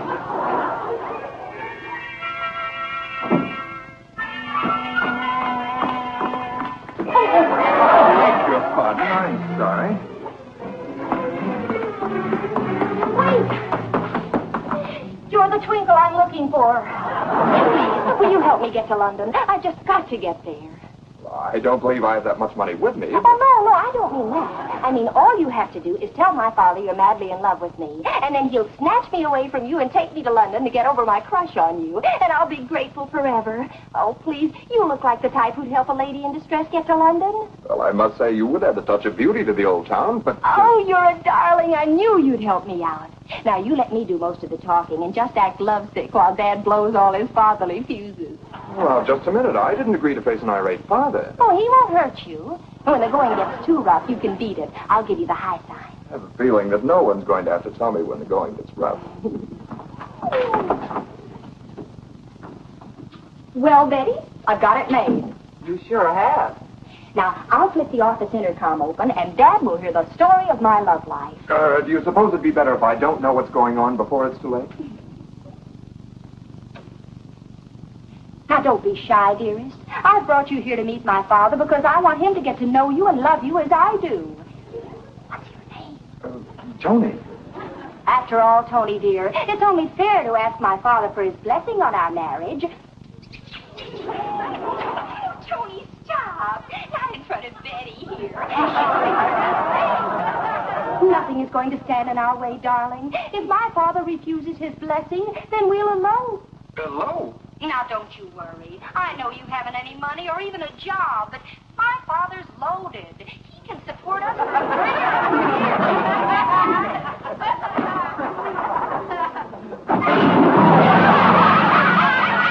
Go for it. Stand by for action.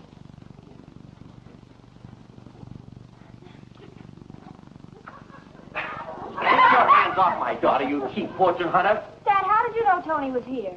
I'm sorry, but I guess the intercom was open in Mr. Albright's office. Mr. Albright? Not Vernon Albright. You know very well it's Vernon Albright. You probably looked up my financial rating before you proposed to Margie. Oh, now, just a moment, sir. I think I owe you an explanation. You can't explain your way out of this, but I'll explain something to you. If you speak to my daughter again ever, I'll beat you to a pulp with my bare hands. How dare you strike my fiancé? I warn you, Dad, if Tony leaves this room, I'm leaving with him forever. You're not leaving my sight for a minute, young lady. I think this is the spot we had in mind for me to exit. If you want to make it under your own steam, you'd better. Mr. Albright, the next time we meet, I'm sure you'll feel differently about me. In fact, I guarantee it. Tony, come back. I'll marry you today. No. Oh, don't leave me, Tony. You're not going any place with that fortune hunter. You're going to London with me. But, Dad, I don't want to go. Cancel my ticket on the boat Monday and see if there's a boat leaving immediately. Passage for 2, Mr. Albright? Of course. Margie is never going to see that character again if I have anything to do with it. Get us on the first boat out of here. Oh, Dad, you don't know what you're doing to me.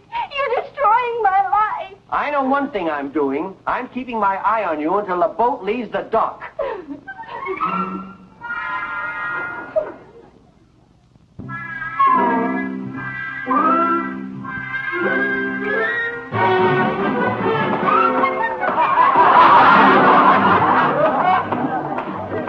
The deck chairs are over here, Mr. Albright, sir. Does he think he owns the whole deck? Who, him? He's been exercising like a ruddy athlete ever since he got on board at Hong Kong. Better keep a sharp eye out for him, sir. Tours the deck at all hours.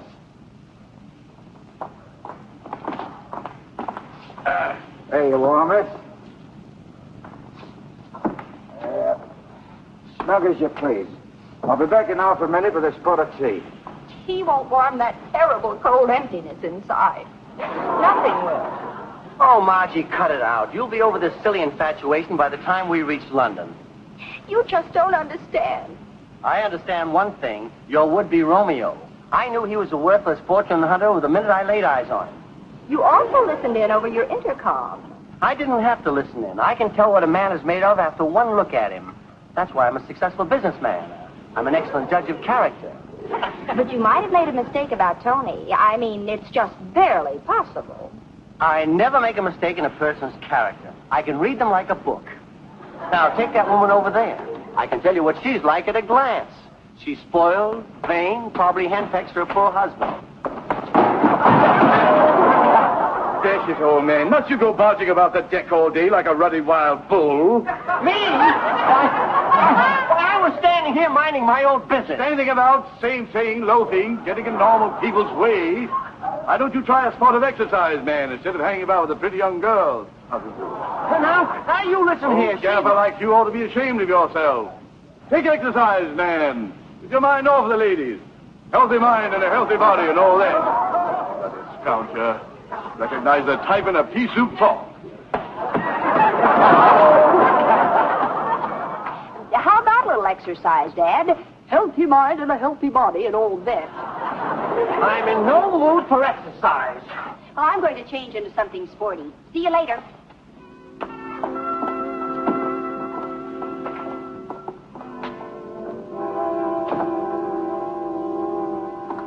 Excuse me, sir. Is this chair occupied? Guess not. Help yourself.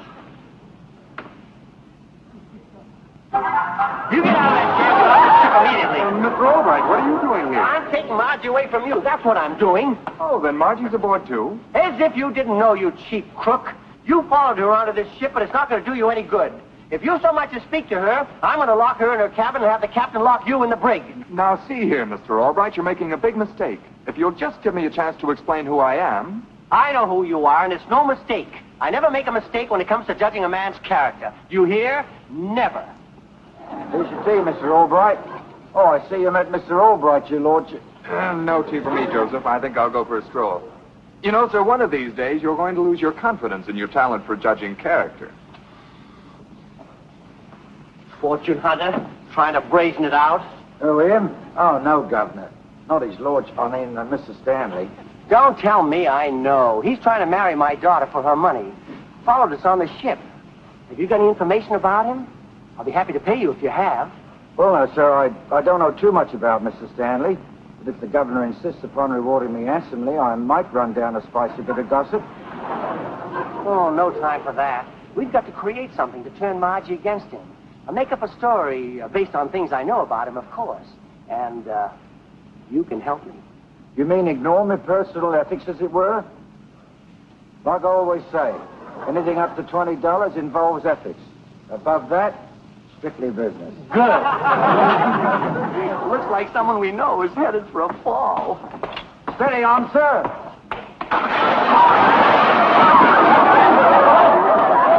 Oh. Now, any more of this interference, sir, and I shall report you to the captain. You were saying, Governor?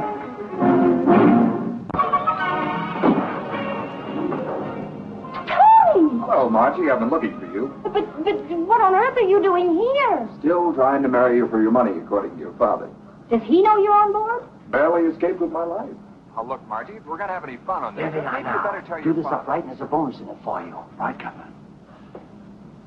So you're defying me, huh?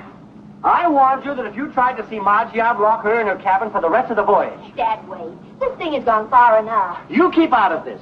Now, you get out of here before I tear you apart. Mr. Albright, before long, you're going to get an awful shock where it apparently hurt you the most. In your bank account. He's right, Dad. You're going to be one embarrassed hombre when I tell you the truth about Tony. You don't have to tell me anything. I guess I know a worthless character when I see one. Excuse me, Mr. Albright. Did that Stanley bloke swindle you, too? Swindle me? What do you mean, steward? Well, I thought maybe he cheated you at cards. He's a notorious card shark, he is. Card shark? That's right, miss. He works for transatlantic liners, preying on innocent passengers. Well, if he's a known card shark, why don't they arrest him? Also, so long as he don't lure any of the other passengers into the game, it's okay. But the minute he brings out a pack of his own marked cards, in the irons he goes. Oh, thank you for warning me, steward. Well, that's all right. I just done my duty, Governor. That's what I get paid for. I hate to rub it in, Margie. What do you think of me now as a judge of character? Well, I certainly won't see any more of Mr. Tony Stanley on this trip, I promise you.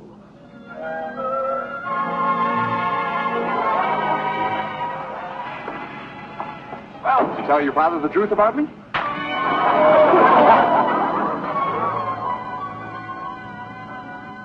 Oh, steward, just a minute.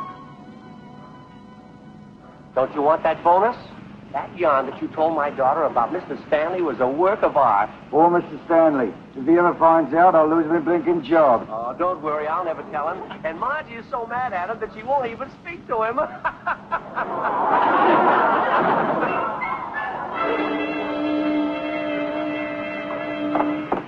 Tony.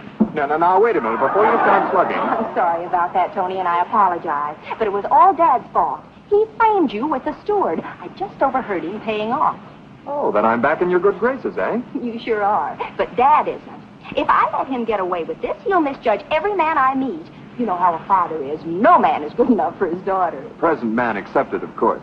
Tony Stanley's the only man on board I'd vouch for personally. That reminds me, Tony, just what are you doing on this boat anyway?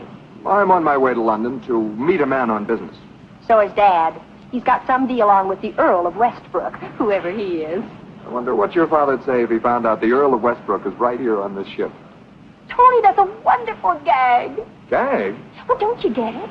We'll send him a phony radiogram from Honeywell and Todd. That's Dad's firm, you know. And say that the Earl of Westbrook is on this boat. That would give him a jolt, wouldn't it? It sure would. And then when Dad falls for the phony Earl, we'll pull the rug out from under him and he'll fall flat on his character judgment. If there really were an Earl of Westbrook aboard, he'd be on the passenger list, and Dad'd look there first thing. Suppose he was traveling incognito. I understand they sometimes do. Tony, you're positively brilliant. Now, let's see. We can bribe that steward to deliver the radiogram. He'd do anything for money. But who'll we get for the phony Earl?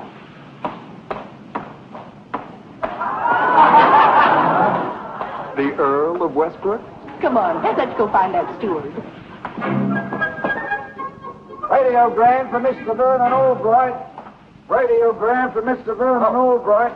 Oh, there you are, sir. On off the wireless. Holy jumping codfish. The Earl of Westbrook is aboard this ship. You don't say. I've got to meet him. I've got a big deal on with him. This radiogram says he's traveling incognito. Now, what's a little incognito to a man with your keen eye for character, Governor? Huh? Of course, I could drop the hint, or maybe a clue. But then there's my personal ethics to consider. Now, which one of the passengers is the Earl? Have I met him? Well, I might say you bumped into him, in a manner of speaking, that is. Now, stop being coy and tell me which one is the Earl. Now, first I must warn you, Governor.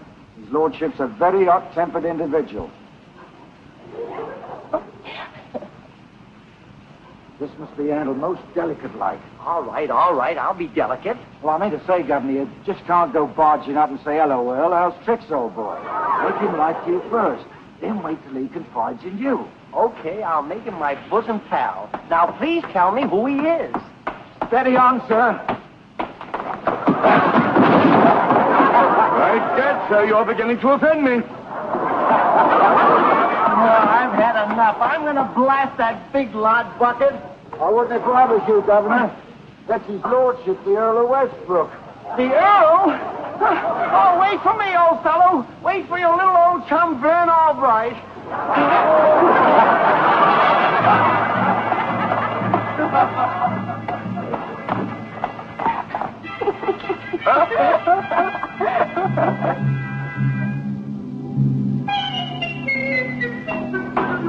That's it all, man. Keep up the pace. Where are you?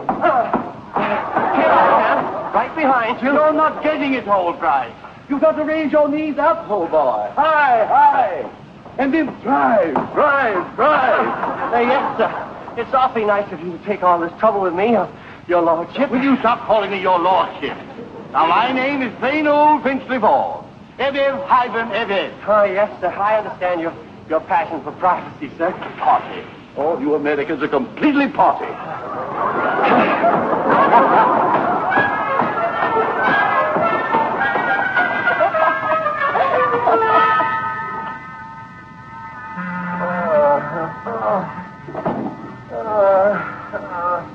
How about taking a turn around the deck, Dad? Oh, don't even say that word. For the last 3 days, I've covered every inch of that blasted deck 2 times an hour at full trot. Oh, that Earl is a maniac. Giving you a rough time, huh? Oh, it would be almost worth losing the Earl's account just to take one good sock at his big fat nose. Oh, that must be the steward with the liniment for my aching back. There's the body over there, Coroner.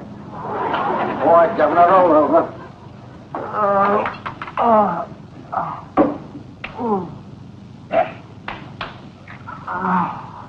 How's that feel, Governor? Oh, all right, I guess. I can't feel anything anyway. Oh, I'd give anything if I didn't have to go through any more athletics with that Earl. You would? Money's no object, eh? But it just so happens I might be able to solve your problem for you. I wasn't afraid of my conscience bothering me. If your conscience doesn't cost any more than your ethics, you've got a deal. All right, Governor. Here it is. Now brace yourself. The athletic gentleman ain't the Earl at all. What? But you said... But your daughter told me to, sir. It was her what sent the radiogram. Said it was a sort of a joke like. Something about proving that you ain't the judge of character that you think you are. Oh, so that's it. Margie again, eh? She built me up with a fake girl just so that she could... Oh, you wait till I get my hands on that girl. But, Governor, for another $5 I could give you the real lowdown on that Tony Stanley fella. I know enough about him already. But, Governor, only a $5 to find out Mr. Stanley's big secret. Well, let him keep it. Oh, boy, am I going to fix that Margie this time. One thing I like about our little plot, Margie. Keeps your father busy and leaves your evenings free for me. It's been nice, Tony. But it'll all be over in the morning when we dock in good old Southampton. There's London waiting. Maybe it's just the beginning. Uh-oh. See you later. Hi, Dad. I thought you were a stretcher case. Well, funeral case is more like it. I just ruined the deal with the Earl. I couldn't stand it any longer. I lost my head and I knocked him cold. You didn't? Oh, I guess there's just one way out now, Margie. I want to remember I love you no matter what happens. Dad, what are you talking about? The silent sea. Many a man's troubles are buried beneath those cold, pitiless waters. Goodbye, Margie. What's the matter with him? Poor thing, he's crushed. I think we'd better let him off the hook right away. I know how to cheer him up. You too, Margie. You see, I'm really the Earl of Westbrook. You? Oh, now stop. I thought I might have a tough time convincing you, so I carried the proof right with me. Here's a radiogram from London asking me to contact your father in New York. Wow. I must have a lucky angel camped on my shoulder. Come on, let's tell Dad before he does something foolish. Dad? Where are you, Dad? Oh, here's a note. Dear Margie, this is the only way out. I hope you'll forgive me and remember me kindly, as your future is provided for by ample insurance. You'll find the policies in my... Insurance! Oh, Tony. Now, take it easy, Margie. Your father isn't a detective. Take it easy. I mean, he wouldn't do anything as drastic as that. No, of course he wouldn't. Well, not about a silly little thing like losing a contract. But he was talking kind of funny about the cold sea and burying troubles forever. Overboard! Man overboard! Man overboard!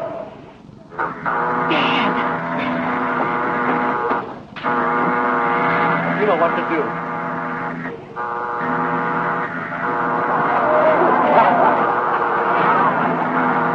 Did you see him? Was it my father? I'm afraid so, miss. He jumped clean over the blooming rail before I could stop him. Oh, don't just stand there. Get a life preserver. Don't worry, Margie. I'll save him. Here you are. Who is it? Anyone we know? Yes, it's my father.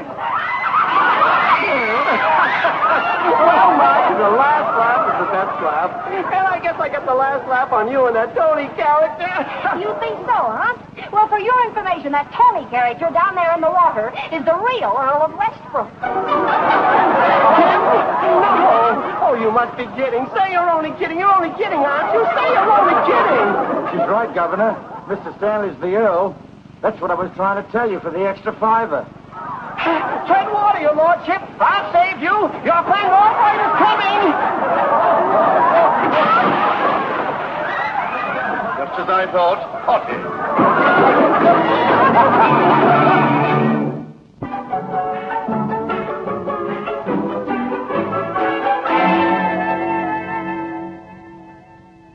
Now, Dad, if Tony could forgive you after all those horrible things you did to him, surely you're not going to be mad at me about a little dip in the ocean. Besides, everything turned out swell. What do you mean, swell? He hasn't signed that contract yet. Oh, I guess I forgot to tell you. He signed it last night. But look, he made it out to you, not me. That's right. But if you and Mr. Honeywell are real nice to me, well, we'll see. Well, that's my little Margie.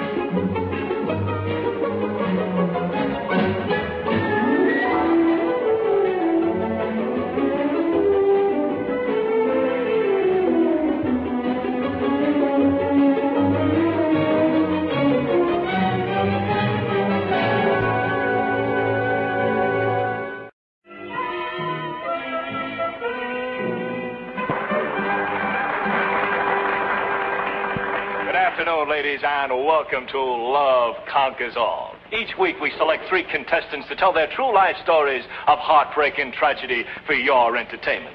The contestant whose story is judged the most heartrending and depressing wins the super giant stupendous jackpot as we all have a good, joyous cry.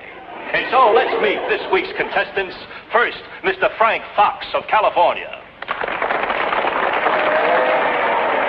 Next, Miss Ethel Westbrook of Oklahoma. And last, Mr. Freddie Wilson of New York City. Brother, what Freddie won't do to make a buck.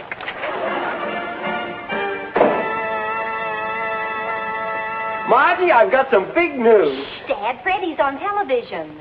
What show is it? How to care for juvenile delinquents? All right. We'll begin with you, Mr. Wilson. Now, you must answer 3 questions. If you answer all 3 correctly, you will be given a chance at the super giant stupendous jackpot. Now, are you ready for number 1? All right. What day of the week is this?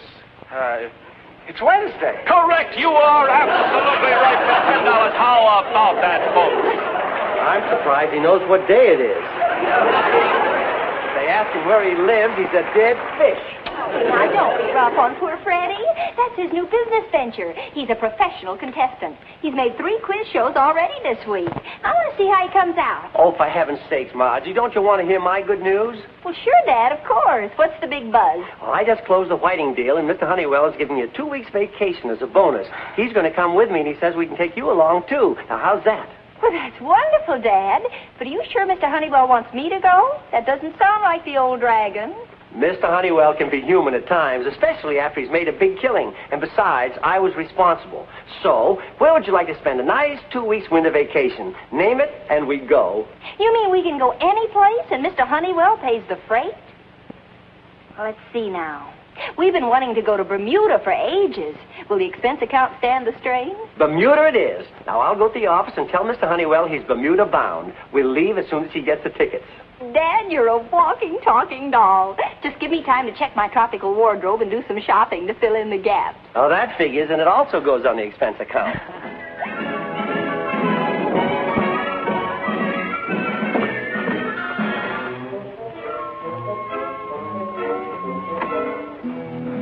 Margie, I'm in terrible trouble. Trouble? Why, Freddie, what happened? I just won the super giant stupendous jackpot. I don't dig you, Freddie boy. If you won the jackpot, why that sad cocker spaniel look? We'd better sit down, Margie. This is going to be a terrible shock. You see, the amount of money you win on Love Conquers All depends upon how miserable your story is. If you make one of the jury cry, you get $50. If you make 2 of them cry, you get $100. I made them all cry, including the MC. A clean sweep, huh? Every sob a sawbuck. So why are your little blue eyes clouding up to rain? Well, I didn't win any money. I won an all-expense trip to Palm Beach, Florida, including 2 weeks at the Royal Palm Hotel. What's wrong with that? Well, I wanted to win a lot of dough, so I told the jury a little white lie. I said that I was secretly married to a wealthy girl against the wishes of her cruel father who had always hated me, and that he had found out about it and snatched her away from me and taken her to Palm Beach. I thought that was a nice place. And that I was penniless and without a job, and I needed the money to go to Florida to win you back from your father. Well, if that's your idea of a little white lie, I'd sure hate to hear me. Well, you've got to help me. You've got to come to Florida and pretend you're my secret bride. Who else can I turn to? Well, I don't know, but you'd better start signaling for a sharp U-turn, because it's not going to be little Margie. Have you lost your brain buttons? You can't let me down now. They'll sue me for fraud and perjury and... Don't forget arson. They'll be burned up enough.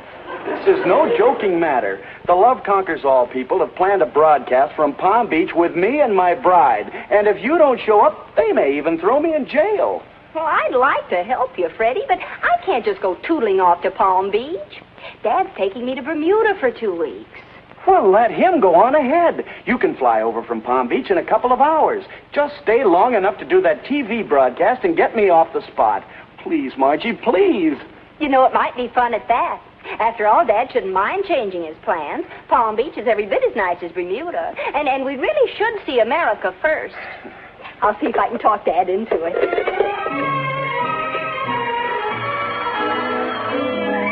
Hello? Oh, hello, Margie. What's up? Palm Beach? Have you gone crazy? Don't get excited, Dad. I was only thinking it seems sort of un-American to spend all that money on foreign soil. Besides, you know you get seasick, so we'll have to fly. And have you looked at the weather lately? Now you stop this nonsense and listen to me. I'm not going to change everything just because of some whim of yours. And besides, Mr. Honeywell has the tickets and the hotel reservations, and that settles it once and for all. Goodbye. In a word, he said no. But, Margie, you've got to think of some way to get to Palm Beach. I did this whole thing for you in the first place. Yeah, sure, Margie. I wanted to make some money so that when I take you out, we can go Dutch treat instead of you always paying the check. There'll never be another like you, Freddie. Okay, I'll think of something. When do you leave? The love conquers all people. They're picking me up at 6 o'clock to put me on the plane. Well, you go on ahead. I'll figure some angle that'll change Dad's mind. At the moment, he thinks I've lost mine. Hey, wait a minute. Maybe that's a clue. What would happen if he really thought I'd lost my mind?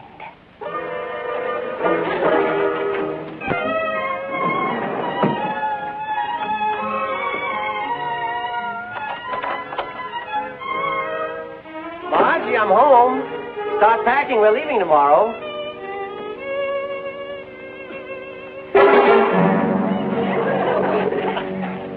Margie, baby.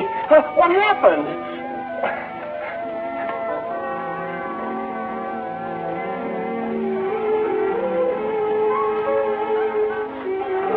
Oh, Margie, baby.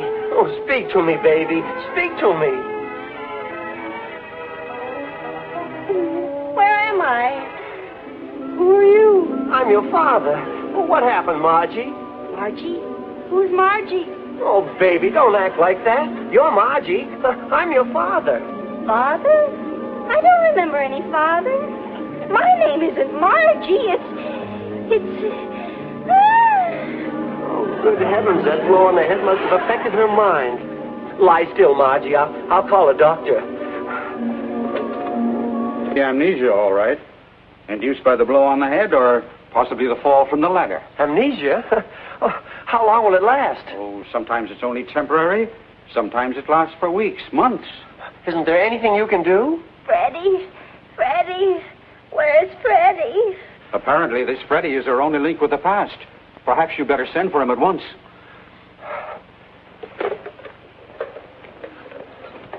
Where's Freddie? I want to see Freddie. Who are you? You're not Freddie. No, I'm Dr. Farrell. You've just suffered quite a shock. But you'll be all right when Freddie gets here, won't you? Oh, yes. I'm sure when I see Freddie, Tell me, Doctor, is that kind gentleman really my father? Yes. Now, you just relax. He's phoning Freddie right now. Hello? I want to speak to Freddie Wilson at once. It's an emergency. This is Mr. Albright. What? Well, gone to Palm Beach? Well, that's impossible. He couldn't scrape up the fare to go to Hoboken. Oh, I see. Royal Palm Hotel. Thank you. Is Freddie coming, sir? I mean, Father. Please forgive me, but I can't recall anything but Freddie. Now, my dear, don't excite yourself. Freddie Wilson's gone to Florida, Dr. Farrell. Isn't there anything else we can do? At the moment, I'm afraid not. We can only hope for the best.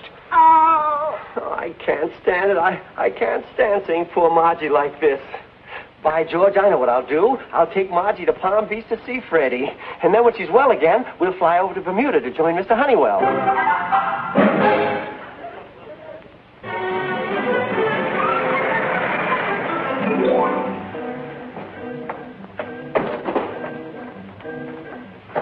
it's so wonderful of you to bring me here. You'll be all right as soon as you see Freddie. I've left word for him to come directly here. Oh, such beautiful scenery. And all those lucky people out there enjoying it. At least they know who they are. It's so strange being a new person. You'll soon be my own little Margie again. Margie. That's a nice name. Was I a nice girl? Tell me, what was I really like? Well, you were That is, sometimes... I think I'd better withdraw the question. Oh, that must be Freddie. You'd better sit down. This is apt to be quite a strain.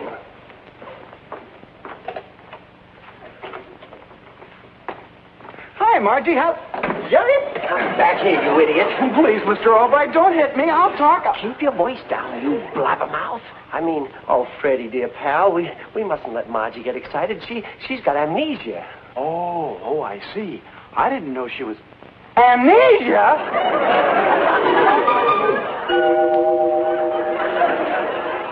You're Margie's only link with the past. She kept calling for you.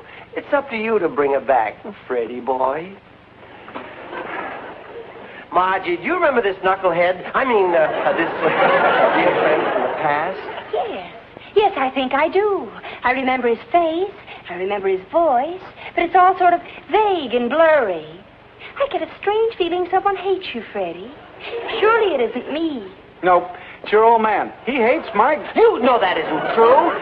Don't let Margie get the wrong impression of me. Tell her what a wonderful father I really am. What for? As soon as she gets her marbles back, she'll remember what a creep you are. Mr. Albright, I mean Father, perhaps you'd better leave Freddie and me alone. Together we may be able to rebuild the past little by little. Well, all right.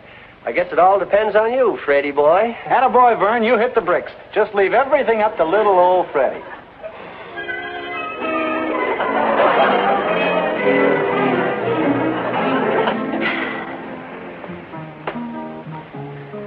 Freddie, I just can't get over it. It's just like a miracle. I never thought I'd see the day. You mean Margie remembering me and not you? No, you're paying the dinner check tonight. Please, boys, don't squabble. It's such a beautiful night. So peaceful, so restful. Yeah, she's right, Vern. Maybe you better take 5 and leave us alone. I can't help her with you sitting around. You irritate me. Why, you little... Temper. You want me to bring Margie's memory back, don't you? Then shove off. The Wilson technique works best alone in the moonlight. Don't push Dad too far, Freddie. We've got to keep this going until your telecast is over, remember. Wilson technique, eh? Man, would your dad pop his stopper if he ever knew this whole routine was a phony, and just to help me out of a jam. Well, you're not out of it yet, Freddie. There's still that telecast tomorrow to cope with. Exactly what do I have to do, anyway? Oh, not much. It's a breeze. Just show up with those ever-loving lips pooched out, give me a fat smack, and tell our unseen audience how much you love me. Poor Dad. I really feel guilty playing a trick like this on him. Oh, what harm has it done the old boy? You yourself said that Palm Beach was as nice as Bermuda, and after this is all over, he can fly you over there for the rest of your vacation. I guess you're right, Freddie. Just the same, I wish I hadn't had to fake amnesia to get him here. That's what I said, Mr. Honeywell. It's just another one of Margie's little gags. But this time, I'm going to pull the topper. We'll join you there in Bermuda in a couple of days. But first, have I got an idea? Have I? The prescribed therapy in amnesia cases is to relive the past. And we're going to relive a day in Margie's past. And the script is going to be rewritten by yours truly. Good morning, Margie. Have some breakfast? Where are all my clothes? And what's this thing? Oh, yes, that's for you to wear today. Me? But this is a child's dress. Of course. It's part of Dr. Farrell's plan to restore your memory by reliving the past. Last night I had a sudden hunch and called him on the phone. I don't understand. You will, dear, you will. Last night it suddenly dawned on me that the reason that Freddie hadn't brought your memory back is because we didn't have the right Freddie. Not the right Freddie? No, the Freddie that your poor shaken mind is groping for is Freddie Hassengruber. Freddie Hassengruber? Yes, you remember that freckle-faced kid that you used to play with when you were a little girl? Well, I remember the Hassengruber family, but I thought the boy's name was Willie. There. You see how faulty your poor memory is? His name was Freddie. And one day when you two were playing together, he was responsible for your having a severe emotional shock. And you think that's why I only remember Freddie? Exactly. All we have to do is relive that lost day in your life, and you'll be cured. But couldn't you just tell me what happened? I mean, after all, you can't find Freddie Hassengruber and bring him down here. Oh, I thought of that, too, so I've arranged to have Freddie Wilson help out.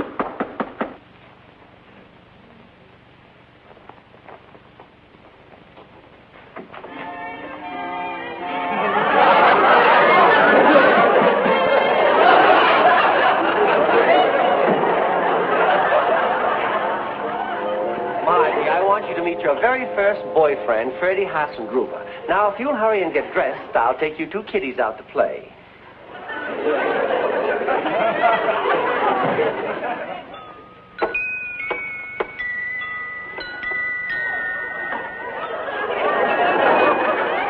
What a rugged day this has been. You and Freddie Hassengruber sure had a misspent childhood. Quit stalling. Heat up all your nice soft mush and mashed apricots. You and your bright ideas. If you hadn't dreamed up this stupid amnesia gag... Me stupid? Next time you and your big mouth get into a mess, you could just call on somebody else for help. I brought you some wonderful dessert. Chocolate custard. Oh, I had it made special. It's exactly what you and Freddie Hassengruber had on that fateful night many years ago. Fateful? What do you mean? My little Margie made a piggy out of herself. She took Freddie's custard and ate it all up herself. I mean, shame on you, Margie. And what did Daddy do? He made his naughty little girl eat up all the custard in the kitchen. On top of mash and mashed apricots? Yes, indeedy. He made her eat and eat until her little tummy was bursting. Now go on, Margie. We've got to relive the past. It's for your own good.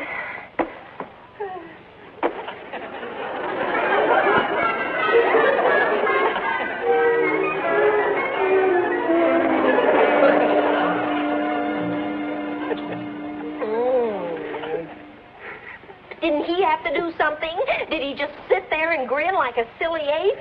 There, your memory's coming back. You're getting mad at Freddie. Go ahead, Margie. Go ahead and do what you did then. Do what? Don't you remember? You got so angry at Freddie that you scooped up a great big spoonful of custard and pow! Right in the kisser. Then you took another spoonful and did it again. Oh, but you were a spitfire.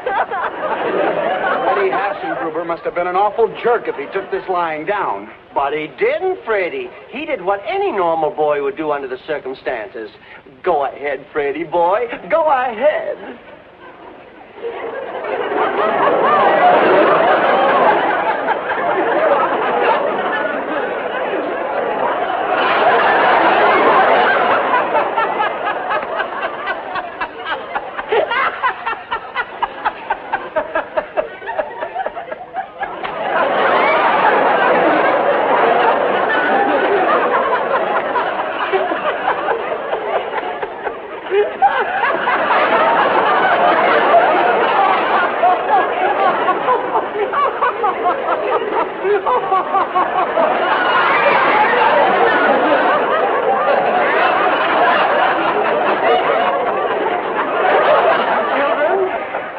Be all. Freddie, go home.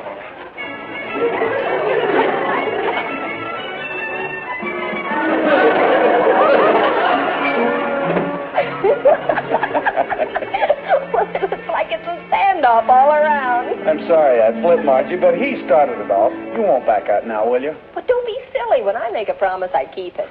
We've got to get to that TV station. We can clean up after we get there. Come on. Just a moment. Where do you two think you are going?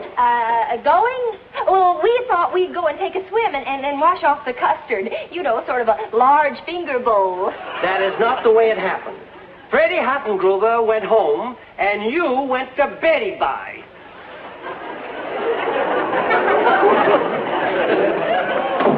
Mr. Albright, you can't lock her up. I protest.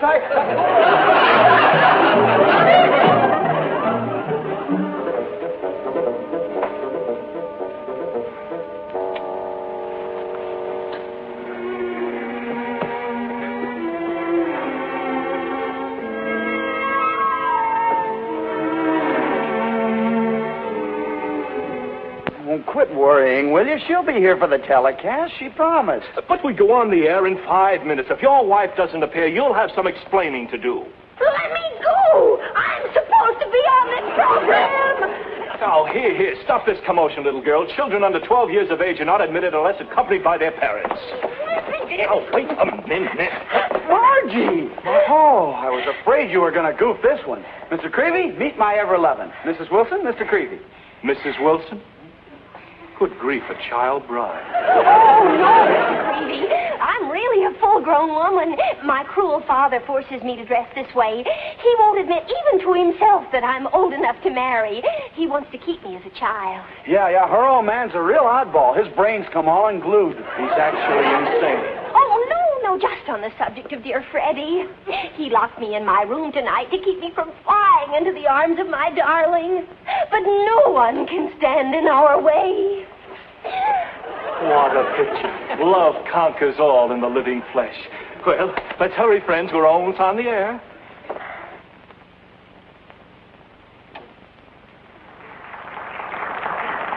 And so tonight, we bring you this happy couple, this poor but proud young American and his secret bride, who no longer is a secret.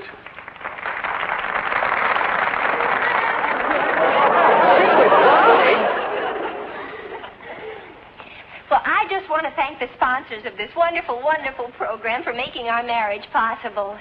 Married? All I can say is, love conquers all. Yes, sir. Let me at him. Let me at that no-good double-crosser. Quiet. We're on the air. Who the devil are you? I'm the secret bride's father. That's who I am. Her father? Stand aside. I'm going to clobber that Freddie Wilson. Cameraman, crew, turn all your cameras on me. I want the world to see me strike a blow for young love.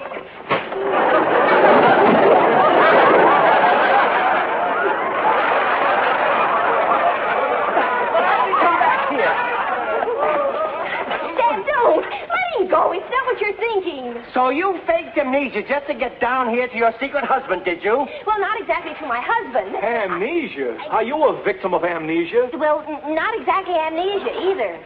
Forget about the amnesia. How long have you been married to this crawling insect? If she's suffering from amnesia, then she's not legally Mrs. Wilson. Margie, don't let him put me in jail. Think of something.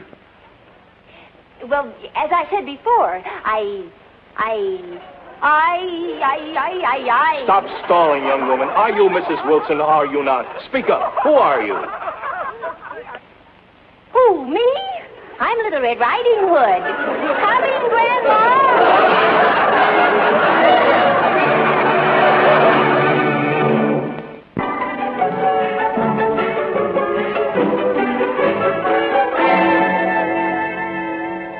Of all the weirdies you've pulled, this last one was the topper. Now, simmer down, Dad. I just couldn't let Freddie go to jail. Anyway, you got your vacation in Bermuda, so what are you mad about? What am I mad about? That side trip to Florida cost me plenty, and every penny of it was completely unnecessary. Now, laugh this off. I'm taking it out of your allowance. Do you hear that? It's all coming out of your allowance, Margie. Margie? Who's Margie? I'm Little Red Riding Hood. Any way you slice it, that's my little Margie.